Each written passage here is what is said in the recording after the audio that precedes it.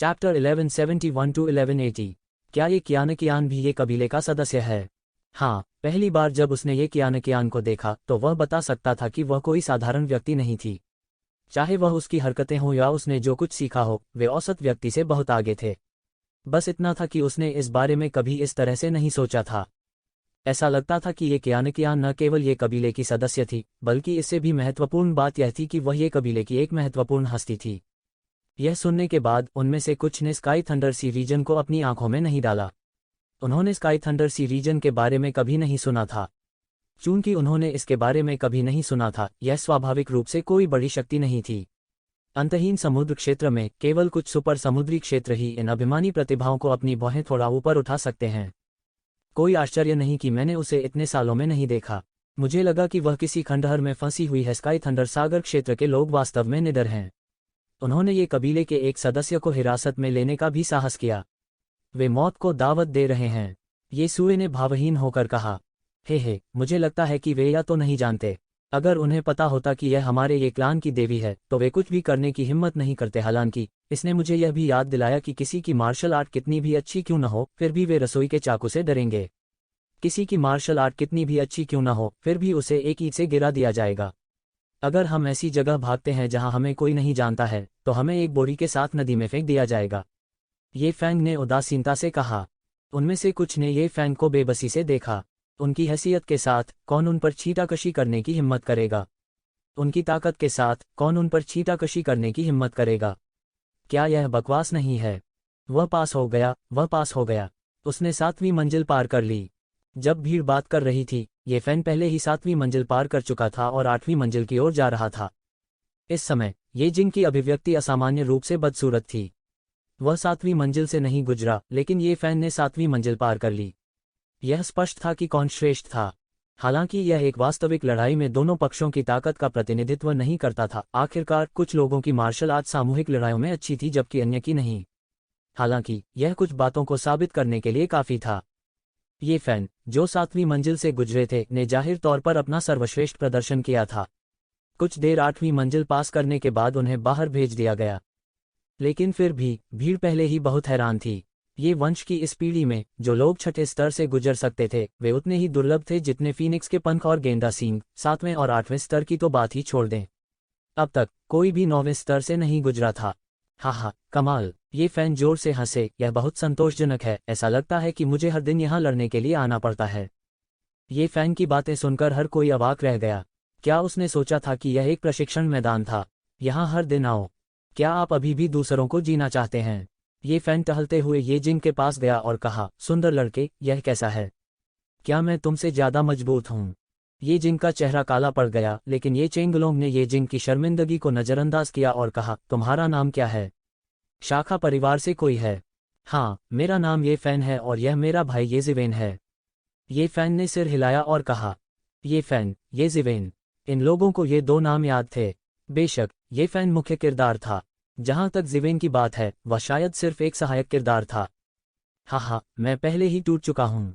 अब यह आप पर निर्भर है। टस्क, यह काफी दिलचस्प है। ये फैन ने ये जिवेन को देखा और कहा, ठीक है, तो मेरे लिए रुको। ये शिवेन ने दिखावा नहीं किया। वह तुरंत घूमा और मार्शल एसेंस टॉवर की ओर चल दिया। सबकी निगाहों में ये जिवेन ने मार्शल एसेंस टॉवर में प्रवेश किया। जब उन्होंने मार्शल एसेंस टॉवर में कदम रखा तो लॉफेज दायरे के पहले स्तर पर एक योद्धा उनके सामने आया। बिना कुछ बोले उसने तुरंत एक शिवेन पर हमला कर दिया। एक पल में उसने एक चमकदार मार्शल आर्ट का विस्फोट किया, लगभग जैसे कि वह विस्फोट करने वाला था। ये जिवेन ने इसे देखा भी नहीं। उसके हाथ में ज्वाला का एक गोला दिखाई दिया और तुरंत एक तेज लंबी कृपाण में बदल गया। उसने तलवार से वार कर दिया। पफ! इस योद्धा के मौके पर ही टुकड़े टुकड़े हो गए। हालांकि सभी दिशाओं में खून के छींटे का कोई दृश्य नहीं था। ऐसा इसलिए था क्योंकि ये सभी योद्धा ऊर्जा से परिवर्तित हो गए थे। इसलिए ये शिवेन द्वारा काटे जाने के बाद वे जल्दी से ऊर्जा के एक समूह में बदल गए। ये जिवेन बिना किसी झिझक के सीधे दूसरी मंजिल पर चली गईं। हालांकि वह नहीं जानता था कि बाहरी दुनिया उसकी गति से पहले ही हैरान थी। इतनी तेज गति, यह अभी ये फैन और ये जिंग से भी तेज है। इतने कम समय में उसने केवल एक चाल का इस्तेमाल किया और एक चाल में उसी क्षेत्र के एक विशेषज्ञ को मार डाला। यह व्यक्ति इतना शक्तिशाली है, किसी ने कहा। यहाँ तक येसुए और अन्य लोग भी थोड़ा हिले बिना नहीं रह सके। हालांकि ये जिवेन कानून के चरण के दायरे के केवल पहले स्तर पर था और उन्होंने उसकी परवाह नहीं की। मार्शल एसेंस टॉवर के माध्यम से तोड़ने की गति ताकत पर निर्भर नहीं थी, बल्कि अपने स्वयं के साधनों पर निर्भर थी। उसकी पहली मंजिल से गुजरने की गति रिकॉर्ड तोड़ने वाली है। ये शिवेन स्वाभाविक रूप से नहीं जानते थे कि पहली मंजिल से गुजरने की उनकी गति के कारण बाहरी दुनिया में हलचल मची हुई थी। इस समय वह पहले ही दूसरी मंजिल में प्रवेश कर चुका था। पहले की तरह दूसरी मंजिल पर लॉ फेज दायरे के पहले स्तर पर भी योद्धा थे, लेकिन उनमें से केवल 5 थे। ये शिवेन ने जानबूझकर गति का पीछा नहीं किया। वह बस भड़क गया और 5 लोगों के समूह में घुस गया। कृपाण प्रकाश की एक चमक में 5 लोग उसके द्वारा पूरी तरह से मारे गए। ये जिवेन के लिए यहाँ तक कानून के चरण के दायरे के तीसरे या चौथे स्तर के मास्टर्स भी उसके लिए पर्याप्त नहीं थे। कानून के चरण के दायरे के पहले स्तर के इन लोगों की तो बात ही छोड़ दीजिए। वस्तुतः यह अपने आप में उन प्रतिभाओं की परीक्षा थी। सामान्य लोगों के लिए समान स्तर के प्रतिद्वंद्वी को हराना पहले से ही बहुत कठिन था। केवल जीनियस के पास ही वह ताकत होती है जो उनके अपने दायरे से कहीं अधिक होती है। जो लोग एक चाल में मार कर सकते थे वे और भी दयनीय थे। दूसरी मंजिल ये जिवेन की उन्नति को बिल्कुल भी नहीं रोक सकी। वह जल्दी से तीसरी मंजिल में घुस गया। गति के मामले में वह ये फैन से भी तेज था। ये फैन की चालें चौड़ी और चौड़ी थीं। हालांकि यह बेहद शक्तिशाली था, यह वास्तव में समूह की लड़ाई के लिए उपयुक्त नहीं था। हालांकि वो ये जिंग से कहीं ज्यादा तेज था, जाहिर तौर पर वो ये कसिंग की गति के बराबर नहीं था। तीसरी मंजिल पर मौजूद 10 लोग ये जिवेन के बिल्कुल भी मेल नहीं खाते थे। वे लंबे समय तक नहीं टिके और ये शिवेन की तलवार की रोशनी में गिर गए। ये जिवेन ने इन योद्धाओं की परवाह नहीं की जिन्हें एक बार से मारा जा सकता था। जब तक उनकी संख्या 8वीं या 9वीं मंजिल के स्तर तक नहीं पहुंचती, तब तक वे उसके लिए खतरा होंगे। अन्यथा वह बिल्कुल परवाह नहीं करता था। चौथी मंजिल पर 50 लोगों ने ही एक शिवेन को थोड़ा और प्रयास करने के लिए मजबूर किया। हालांकि 5वीं मंजिल पर पहुंचने के बाद ये जिवेन ने पाया कि न केवल लोगों की संख्या दोगुनी हो गई थी, बल्कि इससे भी महत्वपूर्ण बात यह है कि इन योद्धाओं की व्यक्तिगत ताकत में भी काफी वृद्धि हुई थी। यदि पहली 4 मंजिलों पर योद्धाओं की ताकत केवल लॉ फेज दायरे के पहले स्तर की औसत ताकत से कम मानी जाती थी, तो 5वीं मंजिल पर पहुंचने के बाद वे कानून के पहले स्तर की औसत ताकत तक पहुंच गए थे। चरण क्षेत्र कठिनाई पहले जैसी नहीं रही। हालांकि ये शिवेन के लिए यह कोई समस्या नहीं थी। जब वह स्वर्ग के प्रतिशोध में था, उसने ऐसे दृश्यों का सामना किया जो इससे कहीं अधिक क्रूर थे। उसके लिए ये कोई समस्या नहीं थी। दूसरों के लिए शायद समूह युद्ध किसी व्यक्ति की लड़ाकू ताकत का सबसे अच्छा परीक्षण था। हालांकि ये शिवेन के लिए यह कोई समस्या नहीं थी। 5वीं मंजिल से गुजरने से पहले ही उसे एक पल के लिए रोका गया और सफलतापूर्वक 6ठी मंजिल में प्रवेश किया। हे भगवान, आज क्या हो रहा है? इतने सारे जीनियस ने एक ही दिन में मार्शल एसेंस टॉवर में प्रवेश करना क्यों चुना और वे सभी 5वीं मंजिल इतनी आसानी से पार कर गए? ये जिवेन के 5वें स्तर को पार करने के बाद मार्शल एसेंस टॉवर के आसपास की भीड़ हंगामा कर रही थी और वे आपस में चर्चा करने लगे। अद्भुत, उन तीनों में ये जिवेन की गति सबसे तेज है। क्या आप लोगों ने नोटिस किया? उन्होंने सबसे तेज गति से हर मंजिल को पार करने का रिकॉर्ड लगभग तोड़ दिया था। हे भगवान, क्या उसने वास्तव में उन्हें एक स्लैश के साथ मार डाला? वह इतना मजबूत कैसे हो सकता है? इस समय किसी ने कहा, अगर ये शिवेन ने केवल 5वीं मंजिल पार की होती तो यह कोई बड़ी बात नहीं होती। आज ये जिंग थी और फिर ये फैन। हर कोई थोड़ा सुन्न था, लेकिन ये शिवेन उनसे ज्यादा मजबूत थी। ऐसा इसलिए था क्योंकि ये शिवेन की गति बहुत तेज थी। जब भी वह किसी मंजिल को पार करता, उसकी गति उस मंजिल के सारे रिकॉर्ड तोड़ देती। मंजिलों से गुजरना डरावना नहीं था। डरावनी बात यह थी कि जिस गति से उसने मंजिलें पार की, जैसे कि वह बिल्कुल भी नहीं रुका। मुझे मत बताओ कि जब वह फर्श से गुजरा तो उसने हॉन्ट भी नहीं किया। उसने उन्हें एक सांस में पार कर लिया। किसी की बात ने सबके मन को गुंजायमान कर दिया। दरअसल, हालांकि वह ऊर्जा योद्धाओं के बीच से गुजर सकता था, लेकिन अगली मंजिल में प्रवेश करने के लिए उसे इन सभी योद्धाओं को खत्म करना पड़ा। 5वीं परत को पार करने के बाद ये जिवेन ने 6ठी परत में प्रवेश किया। 5वीं परत की तुलना में 6ठी परत के 500 विशेषज्ञ स्पष्ट रूप से बहुत अधिक शक्तिशाली थे। इसके अलावा इन विशेषज्ञों ने यह सीखना शुरू कर दिया था कि जैन विधि को कैसे व्यवस्थित किया जाए और एक शिवेन की ताकत को नियंत्रित करने और उपभोग करने के लिए जैन विधि की शक्ति का उपयोग कैसे किया जाए। हालांकि ये एक शिवेन के कदमों को थोड़ा ही धीमा कर सका। जल्द ही ये जिवेन की फ्लेमिंग ब्लेड तकनीक ने बड़े गठन को तोड़ दिया। बड़े गठन के बिना ये योद्धा अपने सुरक्षात्मक तावीज़ों को खोने के बराबर थे। वे ये शिवेन के आक्रमण का बिल्कुल भी विरोध नहीं कर सकते थे। क्षण भर में ही उन सब के सिर काट डाले गए। ये जिवेन को एक पल की देरी हुई, लेकिन फिर भी उन्होंने आसानी से 6ठी मंजिल का रिकॉर्ड तोड़ दिया। छठी मंजिल से 7वीं मंजिल के प्रवेश द्वार पर एक विशाल पत्थर की पटिया थी। जो कोई भी छठी मंजिल से गुजर सकता था उस पर अपना नाम छोड़ सकता था। यहीं पर छठी मंजिल पिछली मंजिलों से अलग थी। जो लोग छठी मंजिल भी पास नहीं कर सके वे इस पर अपना नाम छोड़ने के योग्य नहीं थे। येज़िवेन ने उस पर ये जिंक का नाम देखा। इसे अभी तराशा गया था। हालांकि उन्होंने इसे नहीं देखा और 7वीं मंजिल पर चले गए। उसकी सीमा निश्चित रूप से छठी मंजिल नहीं थी। मैंने सुना है कि कोई 7वीं मंजिल से गुजरा है। अधिक से अधिक लोग मार्शल एसेंस टावर के आसपास जमा हो गए। उनमें से ज्यादातर ये फैन के 7वीं मंजिल से गुजरने के कारण हुए हंगामे के कारण यहाँ थे। तुम लोगों ने बहुत देर कर दी। 7वीं मंजिल से गुजरने वाले को ये फैन कहा जाता है। यह अब खत्म हो गया है। जो अभी भी कर रही है उसे येज़िवेन कहा जाता है। वह पिछले वाले से भी ज्यादा मजबूत है। उसने प्रत्येक मंजिल के लिए रिकॉर्ड तोड़ा। बिल्कुल नहीं, सब दंग रह गए। इन रिकॉर्डों को अनगिनत युवा प्रतिभाओं ने अनगिनत वर्षों में तोड़ दिया था। कहा जा सकता है कि प्रत्येक स्तर के रिकॉर्ड सीमा तक पहुंच चुके हैं। हाल के दसियों हजार वर्षों में कोई भी ऐसा नहीं था जो इन रिकॉर्डों को तोड़ सके। प्रत्येक स्तर के रिकॉर्डों को तोड़ने की तो बात ही छोड़ दें। उनके लिए यह किसी काल्पनिक कहानी से अलग नहीं था। यह बिल्कुल असंभव था। यह सही है। देखो, क्या वे रिकॉर्ड टूट नहीं गए? धिक्कार है। यह येज़िवेन कहाँ से आया? वह इतना शक्तिशाली है। मुझे डर है कि अपनी ताकत के साथ वह इस पुश्तैनी पूजा समारोह में सुर्खियों में रहेगा। वह सिर्फ उन जीनियस में से एक नहीं होगा जिन्हें हम जानते हैं। मुझे ऐसा नहीं लगता। यद्यपि यह व्यक्ति शक्तिशाली है, दायरे के संदर्भ में वह कानून के चरण दायरे के केवल पहले स्तर पर है।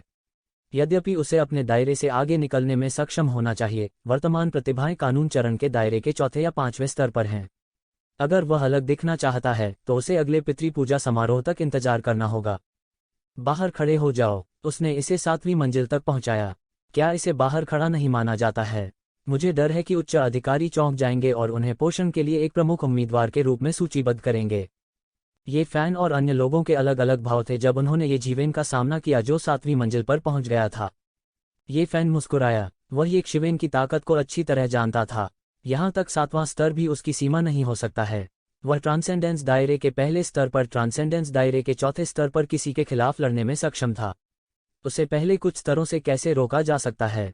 ये जिनकी अभिव्यक्ति बदसूरत हो गई। सबसे पहले यह ये फैन था। अब येज़िवेन भी छठी मंजिल तक पहुंच सकती थी।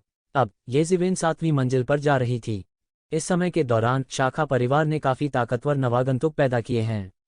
ये फैंग ने अपनी आंखें मूंद लीं और मुस्कुराते हुए कहा। ये चेंगलों की अभिव्यक्ति अनिश्चित थी। कोई नहीं जानता था कि वह क्या सोच रहा था। हालांकि येज़ू की अभिव्यक्ति अपरिवर्तित रही। वह असाधारण रूप से ठंडी थी। ऐसा लगता है कि हमारा ये परिवार एक और शक्तिशाली व्यक्ति बनाने जा रहा है।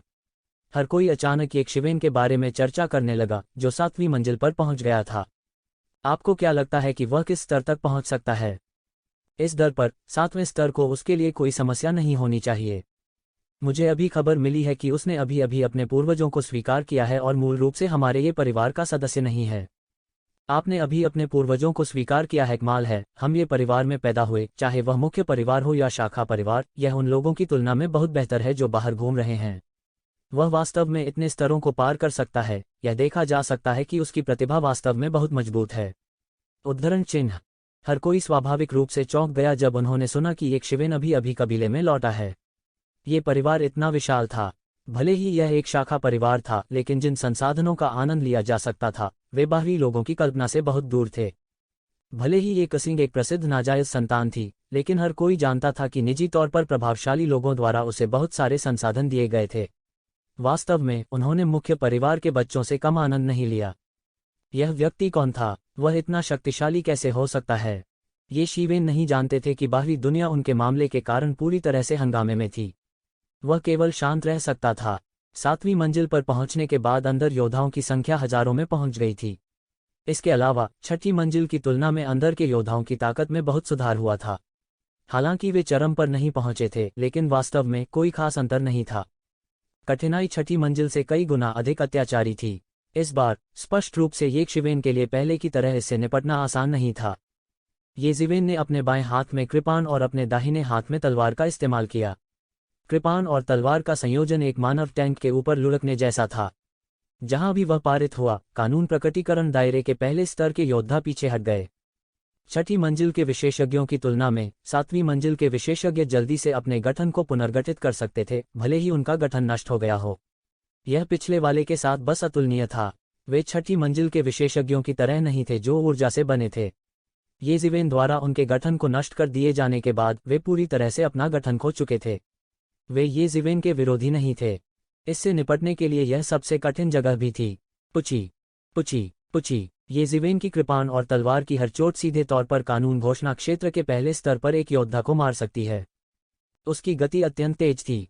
वह एक सुनहरी रोशनी में बदल गया और जहां भी सुनहरी रोशनी गुजरी, ऊर्जा योद्धाओं ने मौके पर ही विस्फोट कर दिया।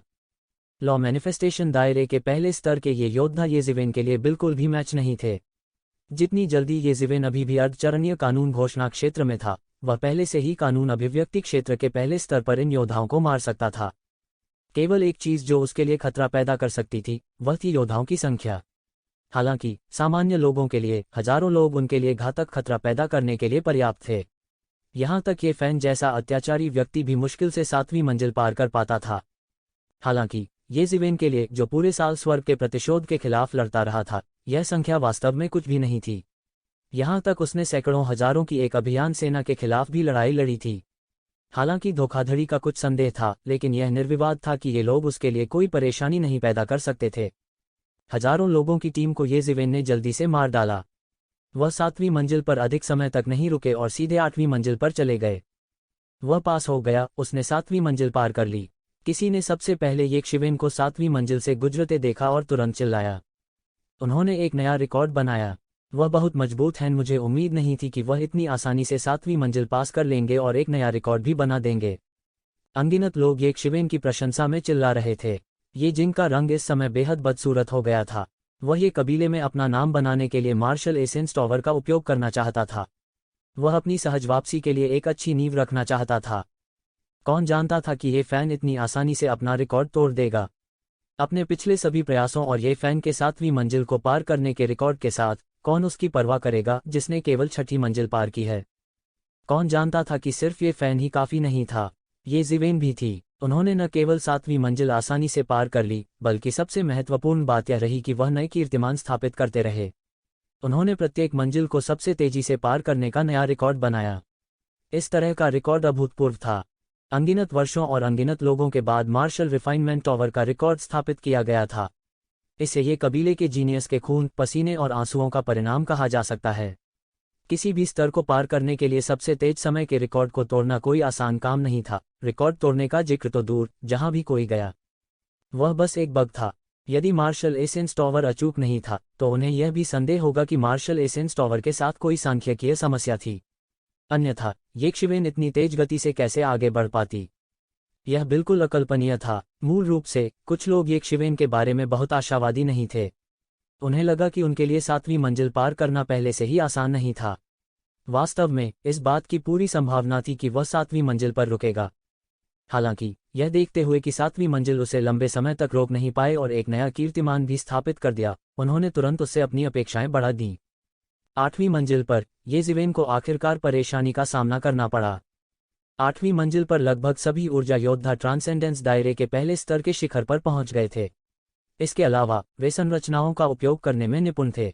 7वीं मंजिल पर रहने वालों की तुलना में उनसे निपटना कहीं अधिक कठिन था। 5000 ऊर्जा योद्धा भारी तरीके से येशिवेन की ओर दौड़ पड़े। कोई गैप नहीं था। इसके अलावा वे अकेले नहीं दिखाई दिए। इसके बजाय वे एक गठन के रूप में दिखाई दिए। उनमें से कोई भी हमला कई लोगों की ताकत उधार लेने के बराबर था। जब इन योद्धाओं ने कई जैन व्यूह बनाए और उसे मारने के लिए येजिवेन की ओर दौड़े, तो येजिवेन कुछ घबरा गई। उन्हें मृत्यु का जरा भी भय नहीं था, क्योंकि वे शुद्ध ऊर्जा निकाय थे।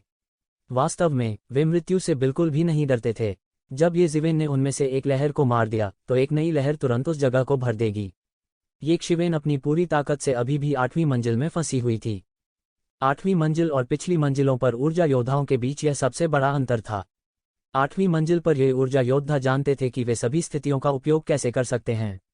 हालांकि वे ट्रांसेंडेंस क्षेत्र के पहले स्तर पर केवल योद्धा थे। जब उनमें से बहुत सारे थे, येजिवेन के पास कुछ समय के लिए उनसे निपटने का कोई तरीका नहीं था। कोई आश्चर्य नहीं कि ये फैन 8वीं मंजिल में फंस गया था और पास नहीं हो सका। ऐसा इसलिए था क्योंकि उनके जैसा किसान, जो जमकर लड़ता था, इन संरचनाओं से सबसे ज्यादा डरता था। यह विशेष रूप से तब था जब रचनाएं बनाने वाले काश्तकार मृत्यु से नहीं डरते थे। वे निश्चित रूप से आपको मौत के घाट उतारने के लिए स्वर्ग और पृथ्वी की संरचनाओं और शक्ति का उपयोग कर सकते हैं। वह भी 8वीं मंजिल पर फंसा हुआ है। यह 8वीं मंजिल वास्तव में एक दहलीज है। जो लोग गुजर सकते हैं वे बहुत कम और बहुत दूर हैं। बाहर के लोग अंदर की स्थिति नहीं देख सकते थे, लेकिन वे अंदाजा लगा सकते थे कि एक शिवेन की प्रगति रुकी हुई थी। जाहिर है, उसके पास पहले की बहादुरी नहीं थी।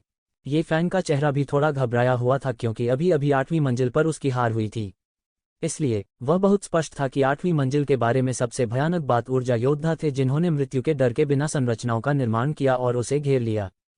उन्हें डर था कि एक शिवेन भी यहाँ गिर जाएगी। सबकी निगाहें 8वीं मंजिल पर टिकी थीं जो सैकड़ों फीट ऊंची थी। हालांकि यह पहले से ही कुछ हजार मीटर दूर था, लेकिन उपस्थित योद्धाओं की दृष्टि से यह बिल्कुल भी समस्या नहीं थी। 8वीं मंजिल, उसने 8वीं मंजिल पार कर ली। उसने 8वीं मंजिल पार कर ली। एक तेज तर्रार व्यक्ति ने सबसे पहले खोजा और चिल्लाया। देखते ही देखते पूरी भीड़ में अफरा-तफरी मच गई। हालांकि 7वीं मंजिल को तोड़ना आश्चर्यजनक था, यह दुर्लभ नहीं था क्योंकि बहुत से लोग 7वीं मंजिल से टूट गए थे। हालांकि 8वीं मंजिल को तोड़ना पूरी तरह से अलग था। पिछले कुछ 100 सालों में भी कुछ ही लोग 8वीं मंजिल को तोड़ पाए थे। इसके अलावा येज़िवेन अपने पहले प्रयास में 8वीं मंजिल को पार करने वाले पहले व्यक्ति थे। कई लोगों ने अंततः 8वें स्तर से गुजरने से पहले कई बार कोशिश की। स्वाभाविक रूप से इसमें और 8वें स्तर के बीच एक बड़ा अंतर था। सबसे महत्वपूर्ण बात यह है कि येज़िवेन ने एक बार 8वीं मंजिल को पार करने का रिकॉर्ड तोड़ा था। वह सबसे तेज व्यक्ति से लगभग आधा तेज था। इस समय हर कोई 9वीं मंजिल की ओर देखने लगा। यदि यह कहा जाता था कि पिछले सैकड़ों वर्षों में 8वीं मंजिल से गुजरने वाले बहुत कम थे, तो जो लोग 9वीं मंजिल से गुजर सकते थे वे वास्तव में पिछले दसियों हजारों वर्षों में बहुत कम और बहुत दूर थे। प्रत्येक व्यक्ति जो 9वीं मंजिल से टूट गया था, उसने ये कबीले के इतिहास में एक गहरी छाप छोड़ी थी और अंततः ये कबीले में एक प्रसिद्ध बड़ा शॉट बन गया। क्या यह येज़िवेन 9वीं मंजिल से गुजरने वाला अगला व्यक्ति बनेगा? क्योंकि काफी समय से 9वीं मंजिल से कोई नहीं गुजर पाया था। उन नौजवान स्वर्ग के गौरव विशेषज्ञों ने जो 8वीं मंजिल से गुजरे थे कोशिश की थी, लेकिन अंत में वे सभी 9वीं मंजिल में बुरी तरह विफल हो गए थे। उनके पास से गुजरने का कोई रास्ता नहीं था। हालांकि जिस बात ने उन्हें निराश किया वह यह था कि एक शिवेन ने 8वीं मंजिल को तोड़ने के बाद 9वीं मंजिल को तोड़ने की कोशिश नहीं की। इसके बजाय उन्होंने सीधे मार्शल एसेंस टॉवर से टेलीपोर्ट किया। क्या वह येज़िवेन है? वह बहुत छोटा है। वह बहुत बूढ़ा नहीं दिखता। यह अफसोस की बात है कि वह पर्याप्त मजबूत नहीं है। अन्यथा कोई और प्रतिभाशाली व्यक्ति होता जो इस पुश्तैनी पूजा समारोह में चमकता। यह अफसोस की बात है कि उसने 9वीं मंजिल को तोड़ने की कोशिश नहीं की। मुझे नहीं पता कि क्या वह कठिनाई के कारण पीछे हट गया या अगर वह बस आश्वस्त नहीं था। किसी भी मामले में जितने अधिक जीनियस होंगे, हमारा ये कबीला उतना ही समृद्ध होगा, ठीक है?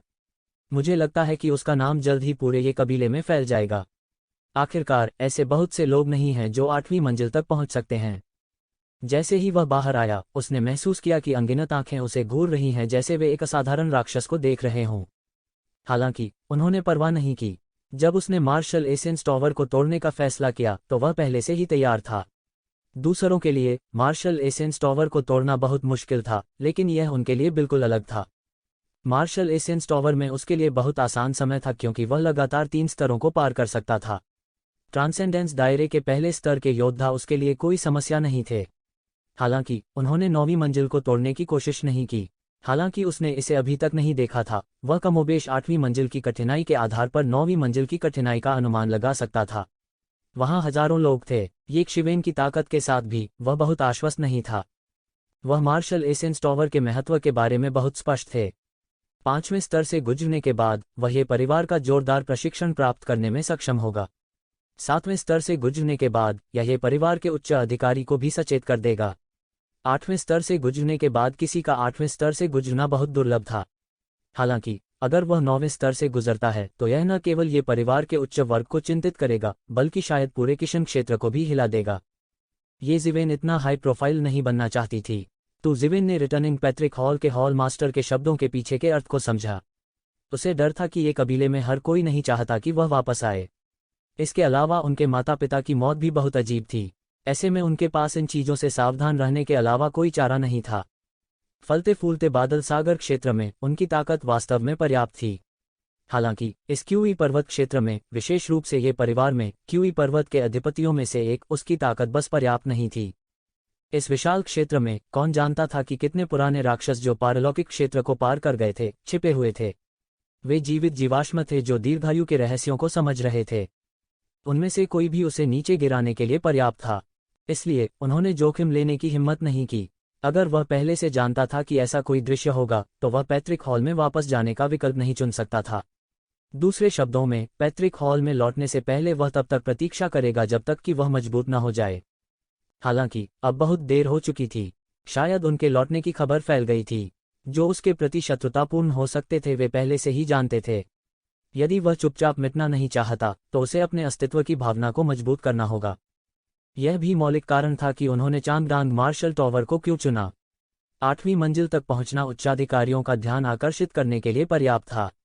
पैट्रिक हॉल मास्टर के शब्दों से येज़िवेन के लिए यह विश्लेषण करना मुश्किल नहीं था कि उच्च अधिकारियों में कई ऐसे थे जो उनके या उनके परिवार के प्रति शत्रुतापूर्ण थे, लेकिन उनमें से सभी नहीं थे। यदि वह केवल एक औसत दर्जे का व्यक्ति होता तो वे शत्रुतापूर्ण लोग शायद उसे बिना किसी हिचकिचाहट के मिटा देते। हालांकि अगर वह एक चकाचौंध करने वाला जीनियस होता तो सब कुछ मौलिक रूप से उलट जाता। यहां तक उन्हें एक जीनियस को मिटाने के बारे में भी ध्यान से सोचना पड़ा। कोई भी बड़ी ताकत पैर जमाना और विकसित करना चाहती थी। प्रतिभाओं की खेती और संरक्षण सर्वोच्च प्राथमिकता थी। सीधे शब्दों में कहें तो वह विशुद्ध रूप से खुद को बचाने के लिए मार्शल रिफाइनमेंट टॉवर में आया था। वह जीवित रहना चाहता था। यह इतना आसान उद्देश्य था। सौभाग्य से वह अपनी जगह जानता था और उसने 9वीं मंजिल का प्रयास नहीं किया, अन्यथा वह एक भयानक मौत मर गया होता। ये जिंग ने ये शिवन की तरफ ठंडी नज़र से देखा और कहा, क्या कहा तुमने जिगोलो? मुझे याद है कि तुमने 7वीं मंजिल भी पार नहीं की थी।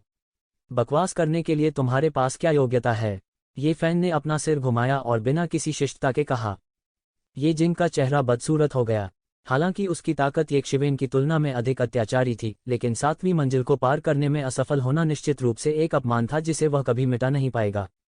कई लोगों की राय में 6ठी मंजिल को पार करने में सक्षम होना पहले से ही बहुत अच्छा था। वास्तव में वह मूल रूप से खुद पर थोड़ा गर्व महसूस कर रहा था। हालांकि ये फैन और येज़िवेन के उदय के बाद उसके परिणाम उपहास का पात्र बन गए। वह इन दो लोगों के लिए मील का पत्थर बन गया। वह अपने खाली समय में दूसरों के लिए हंसी का पात्र भी बन गया। बस प्रतीक्षा करें और देखें। जब पितृ पूजा समारोह के दौरान समय आएगा तो आप अच्छे समय में होंगे। ये जिंग ने उन दोनों को उदासीनता से देखा। जब उसने बोलना समाप्त किया तो वह तुरंत मुड़ा और बिना पीछे देखे चला गया। आज जो हुआ वह उसके लिए बहुत ज्यादा था। वह बदला लेना चाहता था। ये जिंग के जाने के बाद ये चेंगलोंग ने उन दोनों को एक जटिल भाव से देखा। हालांकि उनमें से एक ने 7वीं मंजिल और दूसरे ने 8वीं मंजिल पार की थी, लेकिन उसने उन्हें गंभीरता से नहीं लिया। हालांकि उसके ये जिंग के साथ अच्छे संबंध नहीं थे, लेकिन एक दोस्त का दोस्त नहीं था। हालांकि अगर ये दो लोग उनके साथ जुड़ते हैं तो प्रतिस्पर्धा निस्संदेह बढ़ जाएगी। उल्लेख नहीं करने के लिए यह उच्चतर द्वारा वितरित लाभों को भी कम करेगा। केक पहले से ही इतना बड़ा था और अब वह दो लोगों के बीच बंटने वाला था। यह अजीब होगा अगर वे आंख से आंख मिलाकर देख सकें। हालांकि उसने ये जिंग की तरह अशिष्टता से बात नहीं की। उसने बस दो लोगों को ठंडी दृष्टि से देखा और फिर मुड़कर चला गया। हे, मेरा नाम ये फैंग है। तुम दोनों चलो दोस्त बने। ये फैंग ने मुस्कराते हुए दोनों लोगों से कहा। मुझसे दोस्ती करो, ये बहुत सरल है। पहले मुझसे लड़ो, ये फैंग ने हंसकर कहा। वह अच्छे मूड में था। उसने 7वीं मंजिल को सफलतापूर्वक पार कर लिया था। हालांकि यह येज़िवेन की 8वीं मंजिल जितनी अच्छी नहीं थी, लेकिन उसकी प्रतिष्ठा जल्द ही फैल जाएगी। जब वह समय आया तो वह नहीं करेगा, झगड़ा न हो इसके लिए परेशान होना पड़ता है। एक और लड़ाई पागल। उबाओ। ये फैंग ने जल्दी से अपना सिर हिलाया और कहा। वह सोच सकता था कि अगर उसकी ये फैंग से दोस्ती हो जाती है तो वह शायद उससे हर दिन लड़ेगा।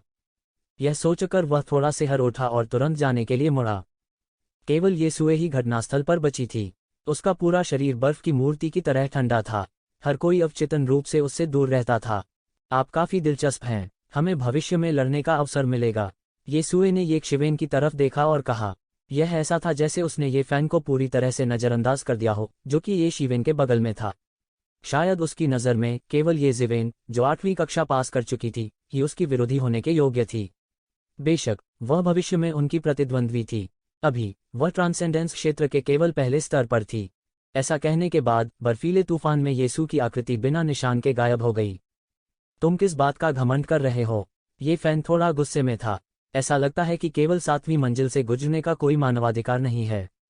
केवल 8वीं मंजिल से गुजरने से ही लोग परवाह करेंगे। ये फैन ने अपनी आंखों में छिपी हुई कड़वाहट के साथ ये जिवेन को देखा। ये शिवेन समझ नहीं पा रही थी कि हंसे या रोए। हालांकि जो लोग 7वीं मंजिल से गुजरे थे वे उतने महत्वपूर्ण नहीं थे जितने कि 8वीं मंजिल से गुजरे थे। क्या यह कहना बकवास नहीं था कि जो लोग 7वीं मंजिल से गुजरे थे उनके कोई मानवाधिकार नहीं थे? तुम्हारी लड़ाई अच्छी होगी, यह खबर जल्द ही फैल जाएगी कि आपने 7वीं मंजिल पार कर ली है। जब वह समय आएगा तो तुम्हें लड़ाई न करने के बारे में चिंता करने की जरूरत नहीं होगी, ये जिवेन ने हंसते हुए कहा। यह सच है, ये फैन ने अपना सिर छुआ और मुस्कराते हुए कहा। जैसा कि ये जिवेन ने उम्मीद की थी, आज का मामला तेजी से पूरे ये कबीले में फैल गया था। मूल रूप से ऐसे बहुत से लोग नहीं थे जो मार्शल एसेंस टॉवर की 5वीं मंजिल से गुजर सकें। यह संभव था कि कोई भी कई वर्षों या दशकों तक 5वीं मंजिल से न गुजरे। हालांकि आज एक के बाद एक 3 लोग 5वीं मंजिल से गुजरे। इसके अलावा उनमें से प्रत्येक पिछले वाले की तुलना में अधिक शक्तिशाली था। पहली ये जिंग थी, उन्होंने बहुत ही कम समय में 6ठी मंजिल को पार कर लिया। हालांकि वह 7वीं मंजिल पर विफल रहा, फिर भी वह बहुत शक्तिशाली था। यदि यह सामान्य समय में होता तो वह पहले ही सभी का ध्यान केंद्रित कर लेता। हालांकि 2 लोग ऐसे थे जो उससे भी अधिक शक्तिशाली थे। ये फैन जिन्होंने 7वीं मंजिल पास की और ये जिवेन जिन्होंने 8वीं मंजिल पास की, लगभग तुरंत ही सभी की चर्चा का विषय बन गए। विशेष रूप से ये जिवेन जो 8वीं परत से टूट गया था, पूरे ये परिवार में रातों रात प्रसिद्ध हो गया था। आखिरकार युवा पीढ़ी के कुछ ही विशेषज्ञ थे जो पिछले सैकड़ों वर्षों में 8वीं परत को पार कर पाए थे। तो वे एक और विशेषज्ञ पर ध्यान कैसे नहीं दे सकते थे जो अचानक टूट गया था। जल्द ही ये जिवेन के बारे में और जानकारी निकाली गई। न केवल वह मुख्य परिवार से नहीं था, बल्कि वह एक शाखा परिवार भी नहीं था। वह अभी बाहर से अपने पूर्वजों को याद करने के लिए लौटा था। इस मामले के उजागर होते ही इसने जल्द ही सनसनी फैला दी। ये जिवेन जो एक बाहरी परिवार से आए थे, के पास खेती के लिए आवश्यक संसाधनों में से कोई भी नहीं होना चाहिए। ऐसी परिस्थितियों में उनके पास वास्तव में ऐसी उपलब्धियां थीं। यह उनके लिए सबसे अविश्वसनीय बात थी। यदि वे होते तो उनके लिए ऐसा करना असंभव होता। इन विभिन्न कारणों से ये जिवेन अचानक ये परिवार में प्रसिद्ध होने लगे, विशेष रूप से युवा पीढ़ी के विशेषज्ञों के बीच। धीरे धीरे वह प्रसिद्ध होने लगे। बहुत से लोग यह जानने लगे कि ये परिवार ने कई प्रतिभाएं पैदा की हैं, जिनमें से सबसे उत्कृष्ट व्यक्ति को ये जिवेन कहा जाता था। हालांकि यह केवल युवा पीढ़ी के कुछ विशेषज्ञों के दायरे तक ही सीमित था। आखिरकार ये जिवेन बहुत कम समय के लिए ही प्रसिद्ध हुई थी। पिछले जन्म में कई मशहूर हस्तियों की तरह कई लोगों ने केवल उनके नाम ही सुने होंगे, लेकिन वह सब कुछ था, क्योंकि वास्तव में उनके और ये शिवेन के बीच का फासला बहुत दूर था। केवल युवा पीढ़ी के विशेषज्ञ ही ये शिवेन पर ध्यान देंगे। उनमें से कई तो यह भी नहीं जानते थे कि एक शिवेन कैसी दिखती थी। इसलिए ये जिवेन वर्तमान में प्रसिद्ध हो गई थी। हालांकि उनकी प्रसिद्धि अभी भी अपेक्षाकृत छोटी सीमा तक ही सीमित थी। जहां तक पीढ़ी के विशेषज्ञों की बात है, उन्होंने युवा पीढ़ी के इन विशेषज्ञों के उत्थान की परवाह नहीं की। उन्हें केवल एक ही चीज की परवाह थी, लंबी उम्र। हालांकि ये जिवेन की प्रसिद्धि की तुलना में ये फैन तेजी से प्रसिद्ध हुई। वह ये परिवार के शाखा परिवार के सदस्य थे। पहचान के मामले में उसे ये शिवेन की तुलना में स्वीकार करना आसान था। सबसे महत्वपूर्ण बात यह है कि भले ही ये जिवेन ने 8वीं मंजिल पास की हो, लेकिन हर कोई जानता था कि उसकी ताकत केवल कानून घोषणा क्षेत्र के पहले स्तर पर थी। मार्शल एसेंस टॉवर में कोई व्यक्ति कितनी मंजिलों से गुजर सकता है, इसका किसी की ताकत से कोई लेना देना नहीं था। यह केवल यह साबित करता है कि किसी की प्रतिभा काफी अच्छी थी। इसलिए बहुत से लोग अभी भी प्रतीक्षा और देखने की स्थिति में थे। हालांकि ये फैन अलग था। वह 7वीं मंजिल से गुजरा और उसकी ताकत बेहद मजबूत थी। पिछले कुछ दिनों में ये परिवार के कई नामी युवा विशेषज्ञ उन्हें खोजने पहुंचे थे। हालांकि ये जू, ये चेंगलोंग, ये फैंग और अन्य जैसे कोई शीर्ष प्रतिभावान नहीं थे, फिर भी कुछ युवा विशेषज्ञ मजबूत ताकतों के साथ थे। हालांकि ये लोग मजबूत थे, ये फैंग के लिए कैसे एक मैच हो सकते थे। कुछ ही दिनों में 8 प्रसिद्ध युवा विशेषज्ञों को ये फैन ने पीट कर मार डाला। यह अज्ञात था कि वहां कितने युवा विशेषज्ञ थे जो प्रसिद्ध नहीं थे। ये फैन ने उनमें से किसी को भी अस्वीकार नहीं किया। हालांकि ये लोग उसके मैच से बहुत दूर थे, लेकिन वह एक मार्शल आर्ट का दीवाना था। ऐसी स्थिति में जहां उनके पास लड़ने के लिए समान स्तर का कोई प्रतिद्वंद्वी नहीं था, इन लोगों को केवल मुश्किल से पास करने योग्य माना जा सकता था।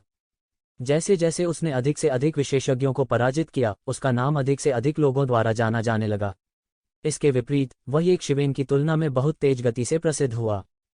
इस अवधि के दौरान उन्होंने जी जान से संघर्ष किया। इस दौरान ये जिवेन गेस्ट हाउस में रहीं और बाहर नहीं निकलीं। उन्होंने एकांत में साधना की और विधि अभिव्यक्ति क्षेत्र के दूसरे स्तर से केवल एक कदम दूर थे। जब तक वह लॉ मैनिफेस्टेशन दायरे के दूसरे स्तर में प्रवेश करता, उसके पास ये फैन से लड़ने की ताकत होती। हालांकि यद्यपि उन्होंने एकांत में खेती की, फिर भी उन्हें बाहरी दुनिया की खबरों की जानकारी थी। आखिरकार वह ये परिवार में किसी भी समय बदला लेने के लिए सतर्क स्थिति में था। पलक झपकते ही 10 दिन बीत गए। कोई हलचल कैसे नहीं हो सकती। प्रांगण में ये जिवेन ने लगातार शैटर्ड स्टारफिस्ट को अंजाम दिया। हालांकि उसने क्यूई का उपयोग नहीं किया, फिर भी उसके मुक्कों और लातों के बीच हवा के विस्फोट की आवाज निकली। ये जिवेन का हर मुक्का न तो तेज था और न ही धीमा, मानो वह सभी चालों को अच्छी तरह से समझना चाहता हो।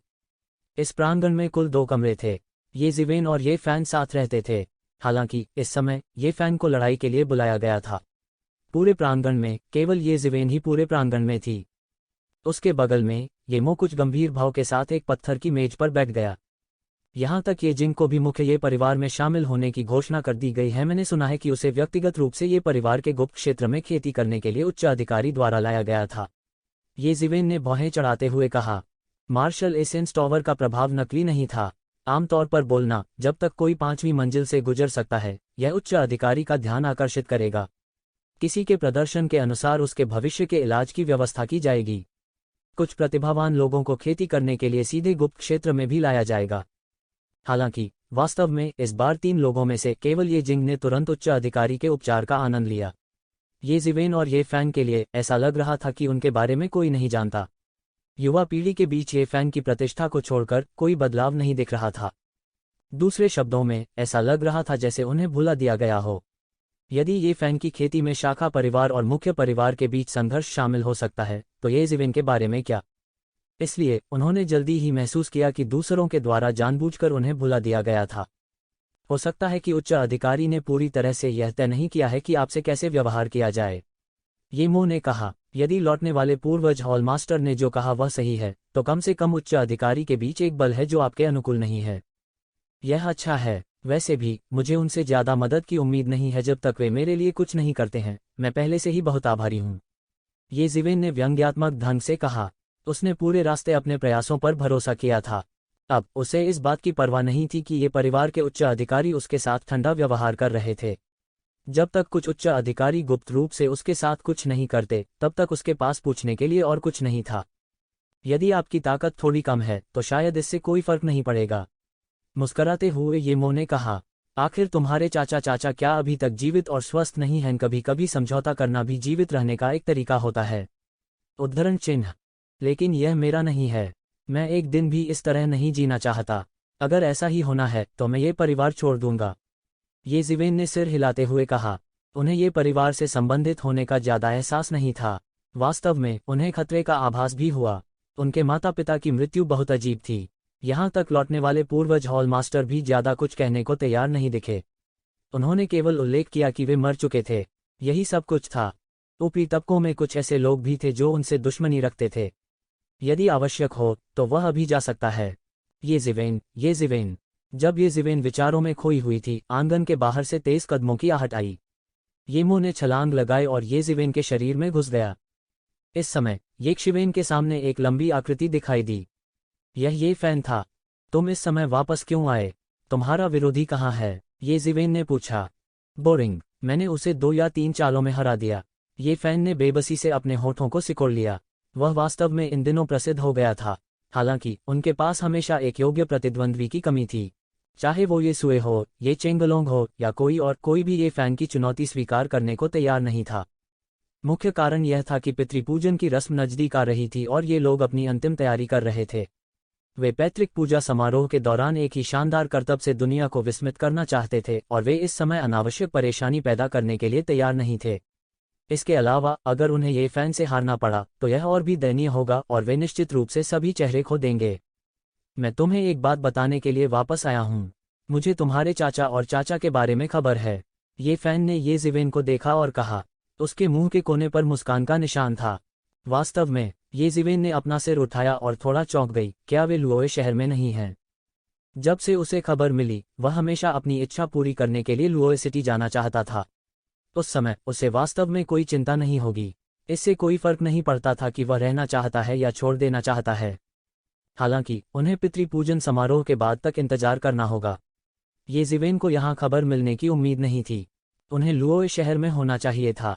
हालांकि आप यह भी जानते हैं कि प्रत्येक शाखा परिवार पूर्वजों की पूजा समारोह में भाग लेने के लिए अपने प्रतिनिधियों को भेजेगा। आपके चाचा और चाचा यहाँ हैं, ये फैन ने समझाया। तो ऐसा ही है, तू जिवेन ने सिर हिलाया। मैं जाकर देखूंगा। जाओ, मैं समारोह में भाग नहीं लूंगा। ये फैन ने इस बार ये जिवेन का अनुसरण नहीं किया। ये फैन द्वारा दी गई जानकारी के अनुसार ये जिवेन बाहरी शहर की दिशा में चल पड़े। पूरा यंगशिन शहर बहुत बड़ा था, लेकिन इसने कोर से सभी दिशाओं में फैलने की प्रवृत्ति भी दिखाई। आमतौर पर अतिथि जितना अधिक महत्वपूर्ण होता है, वह स्थान जहां वे रहते थे शहर के केंद्र के उतना ही करीब होगा। इसके विपरीत जो लोग बाहरी शहर में रहते थे वे मूल रूप से कुछ कम महत्वपूर्ण अतिथि या कुछ शाखा परिवार थे जो मजबूत नहीं थे। उदाहरण के लिए, ये फैन जिस स्थान पर रुका था वह भीतरी शहर में था। यह दर्शाता है कि वह शाखा परिवार से संबंधित था। कई शाखा परिवारों के बीच भी यह अभी भी बहुत शक्तिशाली था, इसलिए मुख्य परिवार में भी उसका बहुत ऊंचा दर्जा था। इसके विपरीत लुओए शहर में ये जिवेन का शाखा परिवार स्पष्ट रूप से एक बहुत ही साधारण शाखा परिवार था और इसकी स्थिति बहुत अधिक नहीं थी। ये जिवेन गली के कोने पर दिखाई दिए। आसपास की इमारतें थोड़ी धूसर और पुरानी थीं, जो आंतरिक शहर की चमकदार इमारतों के साथ एक तीव्र विपरीत थीं। गली के कोने के सामने का आंगन लुओए शहर के शाखा परिवार का निवास स्थान था। जब वह लुओए शहर में ये परिवार के आंगन के सामने पहुंचा तो ये जिवेन वास्तव में अपनी पटरियों पर रुक गया। उसका हृदय मिश्रित भावनाओं से भरा हुआ था और वह नहीं जानता था कि इसका सामना कैसे किया जाए। किसी को यह पता होना चाहिए कि यद्यपि वर्तमान ये जिवेन मुख्य रूप से अपने पिछले जीवन की यादों पर आधारित थी, लेकिन इस जीवन की यादें भी पूरी तरह से एकीकृत थीं और उनमें से दो पूरी तरह से एक व्यक्ति में एकीकृत थीं, इसलिए स्वाभाविक रूप से वह उनके साथ अजनबी जैसा व्यवहार नहीं कर सकता था। कौन हो तुम? हमारे आंगन के सामने क्यों खड़े हो? इस समय येशिवेन के पीछे से एक कर्कश आवाज आई। येशिवेन ने अपना सिर घुमाया और एक 17 या 18 साल की लड़की को देखा। उसका एक नाजुक अंडाकार चेहरा, सुडौल भौहें, फीनिक्स आंखें और बर्फ जैसी सफेद त्वचा थी। उसने हल्के नीले रंग की पोशाक पहनी हुई थी और असाधारण रूप से चंचल और प्यारी लग रही थी। आपका आंगन? तो क्या मैं पूछ सकता हूँ, क्या आप ये जुनहाई को जानते हैं? ये जिवेन ने पूछा। ये जुनहाई उनके चाचा का नाम था। क्या आप मेरे पापा को जानते हैं? लड़की ने कर्कश स्वर में पूछा। क्या आप मेरे पिता को जानते हैं? लड़की ने कर्कश स्वर में पूछा। ये जुनहाई, क्या वह तुम्हारे पिता हैं? ये जिवेन ने पूछा। ये जिवेन तुरंत समझ गई कि यह उसके चाचा की सबसे छोटी बेटी, उसकी चचेरी बहन ये क्याओ होनी चाहिए। पैट्रिक रिटर्निंग हॉल से प्राप्त जानकारी के अनुसार उनके पास परिवार के बहुत से सदस्य नहीं बचे थे। केवल उनके सबसे बड़े चाचा ये जुनहाई, उनके तीसरे चाचा ये जुन्यान, उनके सबसे बड़े बेटे, उनके सबसे बड़े चचेरे भाई ये माओ, उनकी सबसे छोटी बेटी ये क्याओ और उनके तीसरे चाचा ये जुन्यान के इकलौते बेटे, उनके चचेरे भाई ये क्या थे। कुल मिलाकर केवल 5 लोग थे। जहां तक चाचियों की बात है, ऐसा लगता था कि शुरुआती वर्षों में उथल पुथल के कारण वे जल्दी गिर गई थीं। उनके चाचा और तीसरे चाचा ने कभी दोबारा शादी नहीं की। जहां तक पीढ़ी की बात है, वे सभी अंधेरे में थे। हाँ, तुम कौन हो? ये क्याओ ने अपनी बड़ी बड़ी आंखें खोली और ये जिवेन को उत्सुकता से देखा। लुओए शहर का ये परिवार लंबे समय से गिरावट में था। यहाँ तक अगर वे अपने पूर्वजों की पूजा करने के लिए मुख्य परिवार में वापस जाते तो मूल रूप से कोई आगंतुक नहीं होता। इससे बचने के लिए सभी को बहुत देर हो चुकी थी। मैं एक पुराने दोस्त का बेटा हूँ। आज मैंने सुना है कि 2 बुजुर्ग वेलकम सिटी आए हैं, इसलिए मैं मिलने आया हूँ। ये जिवेन ने कहा। एक पुराने दोस्त का बेटा? ये क्याओ ने अपनी बाहें तनी, थपकी दी और कहा, तो तुम्हारा नाम क्या है? मैं अंदर जाकर तुम्हें सूचित कर सकता हूँ। मेरा नाम ये जिवेन है। ये जिवेन है, तो आप भी ये परिवार से हैं, तो आप रुकिए। ये क्याओ ने ये जिवेन को देखा, फिर मुड़ा और अंदर चला गया। यह कोई बहुत बड़ा प्रांगण नहीं था, केवल कुछ किराए के नौकर ही इस प्रांगण की सफाई कर रहे थे।